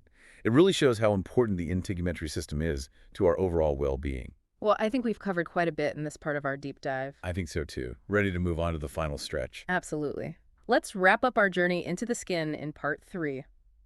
And we're back for the final part of our deep dive into the integumentary system. It's been quite a journey, hasn't it? It really has. From those microscopic layers of the skin to all those complex functions, we've uncovered so much. We really peeled back the layers, so to speak. We have the epidermis, the dermis, the hypodermis, working together to protect us, regulate our temperature. Even helping us experience the world around us. And we even explored some of those common disorders that can affect the skin, from acne and eczema, To more serious conditions like skin cancer. and how healthcare professionals actually assess the integumentary system. It's amazing how much goes into keeping our skin healthy. It is. One thing that really stood out to me in the source material was how interconnected the skin is with the rest of the body. Yeah. It's not just this isolated organ, it's constantly interacting with other systems to keep everything in balance. Absolutely.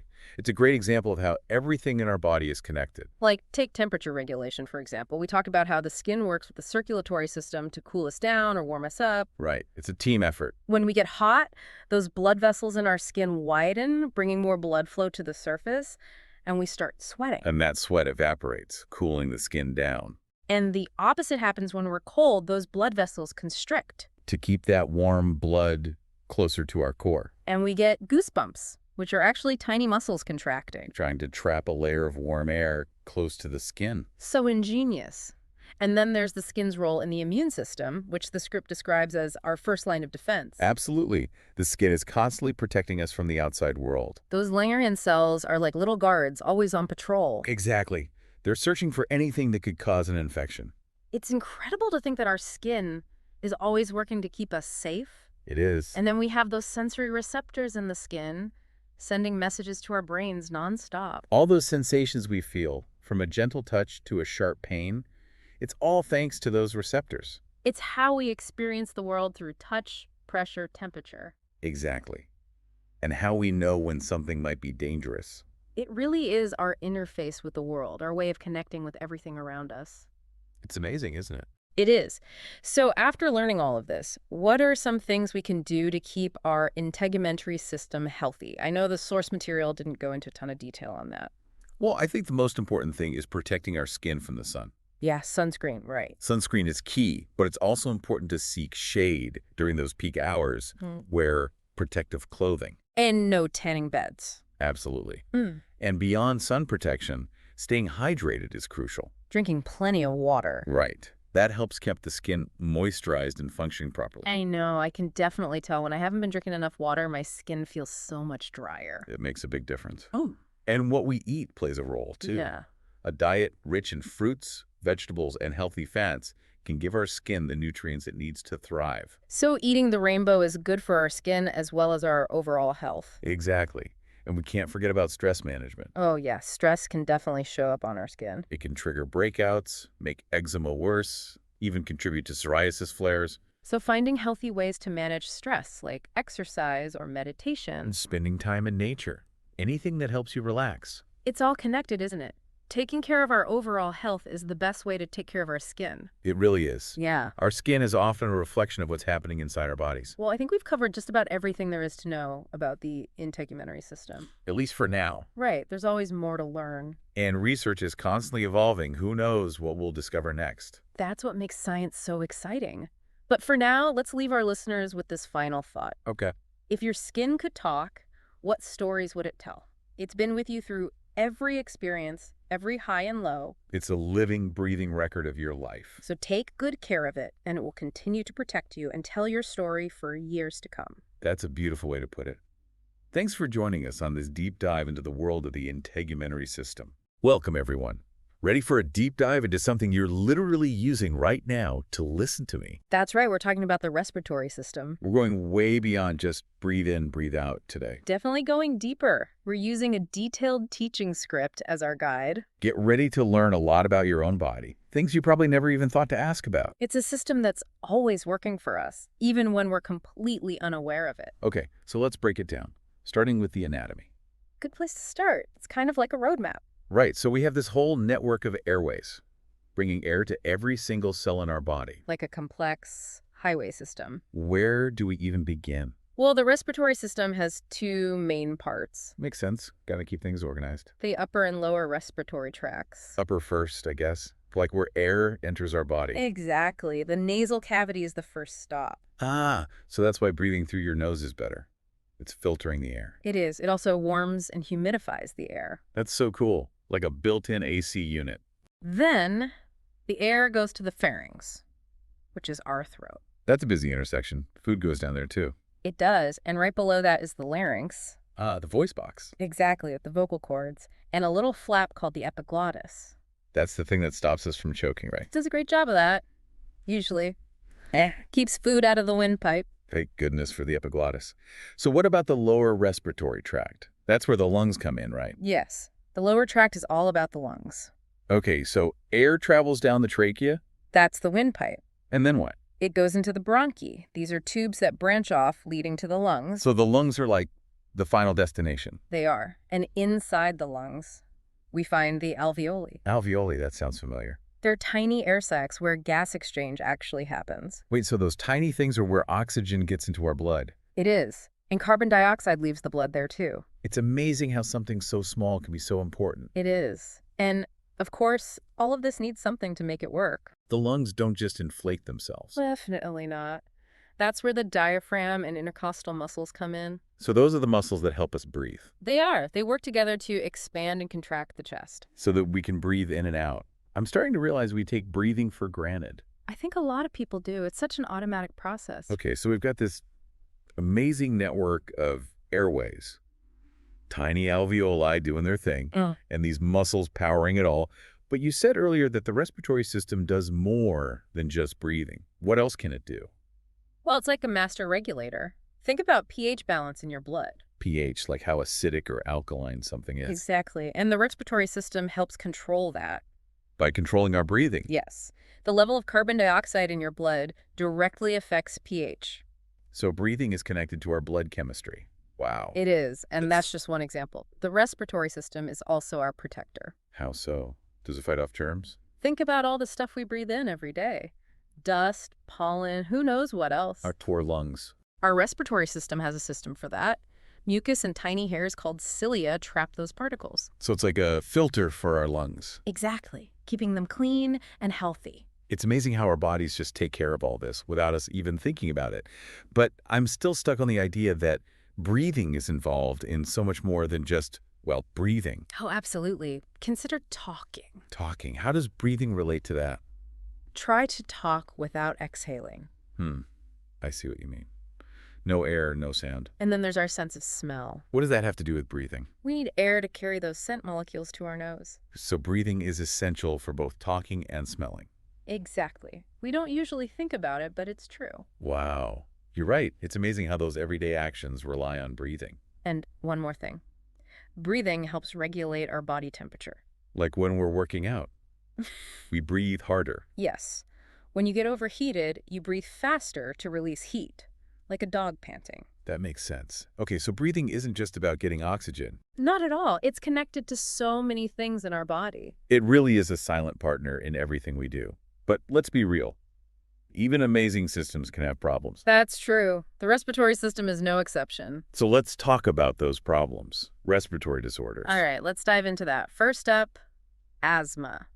I know a lot of people who have asthma. It's a very common condition, especially in children. So what is asthma exactly?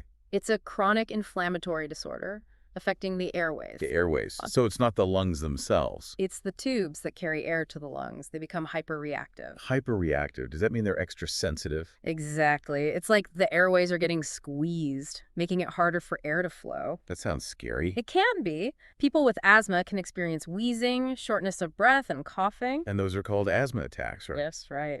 Triggers can vary, from allergens to even exercise. So it must be tough for people with asthma to manage all those triggers. It is. Now, let's talk about a more serious lung disease. COPD. COPD. That's chronic obstructive pulmonary disease, right? You got it. It's a progressive condition. It includes emphysema and chronic bronchitis. How is COPD different from asthma? Asthma often involves airway narrowing, which is reversible.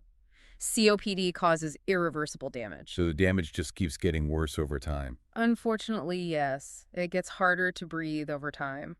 This might be a dumb question, but smoking causes COPD, right? You're absolutely right. Smoking is the major risk factor. But I guess other things can cause it too, right? Like air pollution. Absolutely. Long-term exposure to irritants plays a role. So even non-smokers need to protect their lungs.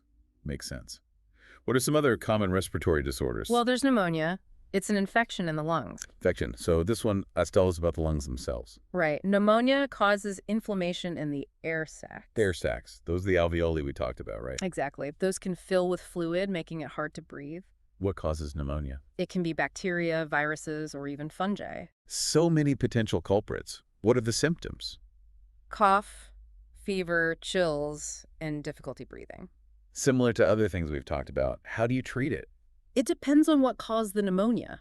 It seems like the respiratory system is really vulnerable. It is a complex system. Yeah. With many parts that can be affected. Well, speaking of serious problems, what about pulmonary embolism? Ah, yes. That one's a bit dramatic. Dramatic how? What is a pulmonary embolism? It's when there's a blockage in an artery in the lungs. Blockage, what does that mean? Usually it's a blood clot. It travels from somewhere else in the body, like the legs. So the clot gets stuck in the lungs artery. Exactly. And that can be life-threatening. Life-threatening. Wow, what are the signs of that? Sudden shortness of breath, chest pain, rapid heartbeat. Okay, those are definitely signs you shouldn't ignore.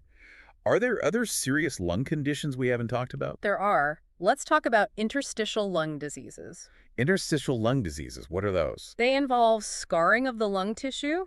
Scarring.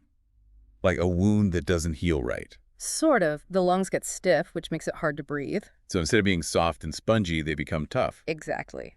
There are many causes. Exposure to hazardous materials, some medications, even autoimmune diseases. So it's not just one thing that causes it? What about tuberculosis? I've heard of that one. Tuberculosis, or TB, is a bacterial infection that primarily affects the lungs. Is it contagious? Yes, it spreads through the air. So how do you know if you have it?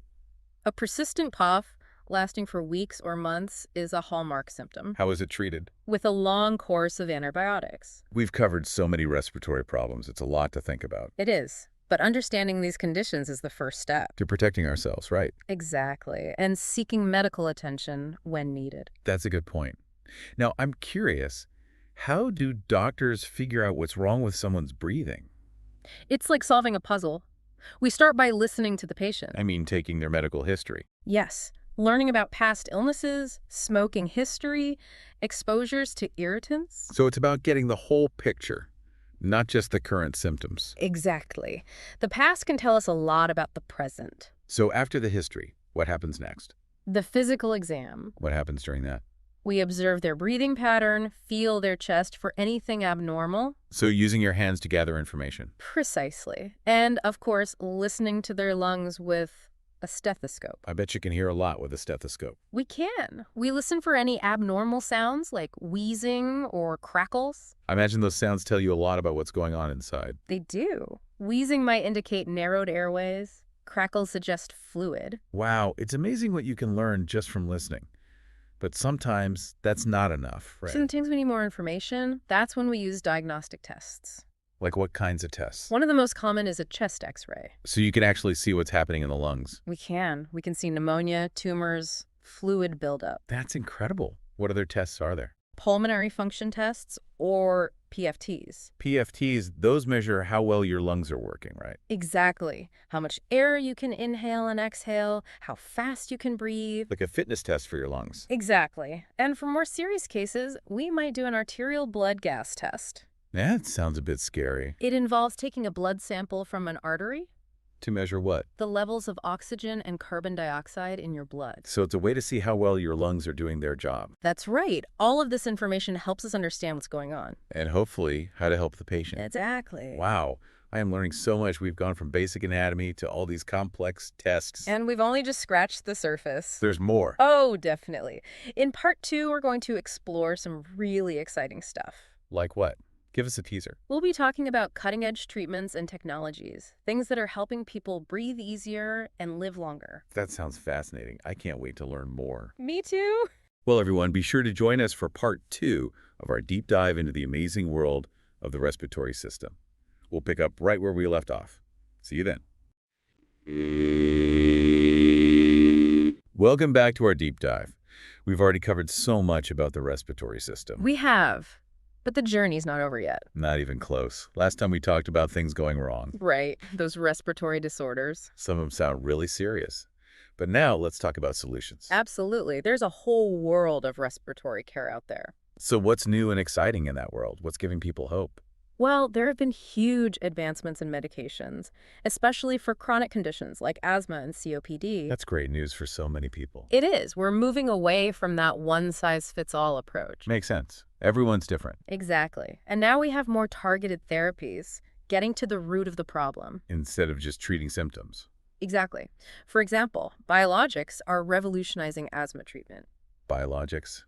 Those sound intense. What are they? They're genetically engineered proteins. They target very specific inflammatory pathways. So it's like a super precise treatment, only affecting the problem areas. You got it. And for COPD, we're seeing great results with new combinations of inhaled medications. What do those do? They can improve lung function and reduce those flare-ups that people with COPD experience. So it's about improving quality of life for those folks. Absolutely.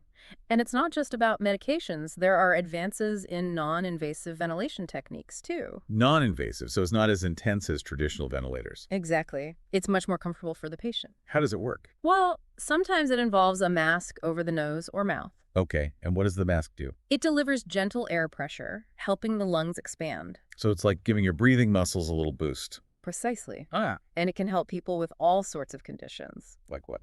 COPD, sleep apnea, even neuromuscular disorders that affect breathing. That's amazing. Yeah. Technology is really making a difference. It is. And it's getting even more advanced with personalized medicine. Personalized medicine, what does that mean? It's using a person's genetic information to create a treatment plan specifically for them. Wow, so it's like tailor-made medicine. That's the idea. We're learning so much about genes that are linked to respiratory diseases. So you can target the treatment more effectively. We can. And we can even predict how someone might respond to a treatment based on their genes. That's incredible. What other cool tech is there? We're even working on artificial lungs. No way. That sounds like science fiction. I know, it's still in the early stages, but it's amazing. So these artificial lungs, what are they for? Well, they could take over the function of real lungs, either temporarily to let them heal. Oh, I see. Like a bridge to recovery. Right. Or maybe even as a long-term solution for some people. Wow, so they could replace damaged lungs. Potentially. It's especially promising for people with end-stage lung disease. It's amazing. So there's hope, even in really serious cases. There is. And we can't forget about the lung's own ability to heal. Wait, lungs can heal themselves. I thought once they're damaged, that's it. Well, severe damage is permanent, but lungs can actually repair themselves to some extent. Really? How? Well, for example, if you quit smoking, your lungs can start to recover. So it's never too late to quit. Never. And it'll reduce your risk of lung cancer and other problems. Okay, so quitting smoking is a big one. What else can people do to keep their lungs healthy? Avoiding lung irritants is huge. Things like air pollution, dust, and fumes. A lot of that's out of our control, though, right? Some of it is, but wearing a mask when needed can really help. Right, good point. What else? Just generally taking care of your health is important. Like eating well and exercising. Exactly. A healthy lifestyle supports your immune system, and that helps fight off infections. Including respiratory infections, right? Yes. And it's important to know your risk factors. Risk factors. Like if you have a family history of lung disease. Exactly. That might mean being more careful, getting checkups, avoiding triggers. So it's about being proactive. It is, and research is always helping us learn more About what? about how our genes and environment work together to affect lung health. So we can be even more targeted with prevention and treatment. Exactly. It's a really exciting time for respiratory care. It sounds like it. So much hope for the future. Definitely. But with all these advancements come some important questions. What kind of questions? Ethical questions. Ethical questions. How so? Well, as we get better at treating lung diseases, we need to think about things like access to care. Right. Not everyone can afford expensive treatments. Exactly. And we need to protect people's privacy when it comes to their genetic information. That's really important. It is. These are complex issues, but we need to have these conversations. I agree. So we've talked about lungs from the inside out, We have. from tiny cells to advanced technology. But there's one more thing to explore, right? That's right. In part 3, we'll dive into the mind-body connection. Ooh, that sounds intriguing. I'm ready. Welcome back. I'm so ready for this last part of our deep dive. Me too. This is where it gets really interesting. We've talked about the mechanics of breathing, the biology of it all. The nuts and bolts, so to speak. Right. But now we're going to explore something a little different. The connection between breath and our minds. I've always been fascinated by that. Like how deep breathing can help with anxiety. It's a very real connection. And it's more than just a distraction. Really? I thought it was just about taking your mind off things. It's deeper than that. When we're stressed, our breathing changes. We breathe faster. Yes, and it becomes shallow, which actually feeds the anxiety. So it's like a feedback loop. Exactly. Our body is signaling danger even when there isn't any. But if we can slow down our breathing, We can break that cycle and calm down the nervous system. so it's like a built-in reset button. You could say that. And there are specific techniques that can help. Like what? One of the simplest is diaphragmatic breathing, also called belly breathing. Oh, I've heard of that. You breathe deep into your stomach. Exactly. It's more effective than just chest breathing. It really does work. I feel more relaxed just thinking about it. And that's just one example. Conscious breathing can do so much more. Like what? Improve focus, help Yeah. you sleep better, even boost your energy. It's like a secret weapon for well-being. You could think of it that way. It's a powerful tool we all have. No wonder ancient practices like yoga focus on breath work. They knew the power of the breath. It's a bridge between mind and body. Wow. We've gone from the tiny parts of our lungs to this whole mind-body connection. It's all connected. I'm starting to see breathing in a whole new light. It's not just about staying alive. It's about experiencing life to the fullest. I love that. Breathing is a gift. It is. So appreciate your respiratory system and keep exploring the wonders of breath. That's great advice. And on that note, we'll take a deep breath and wrap up this incredible deep dive. Thank you all for joining us. It's been a fascinating journey exploring the amazing world of the respiratory system. Until next time, breathe easy.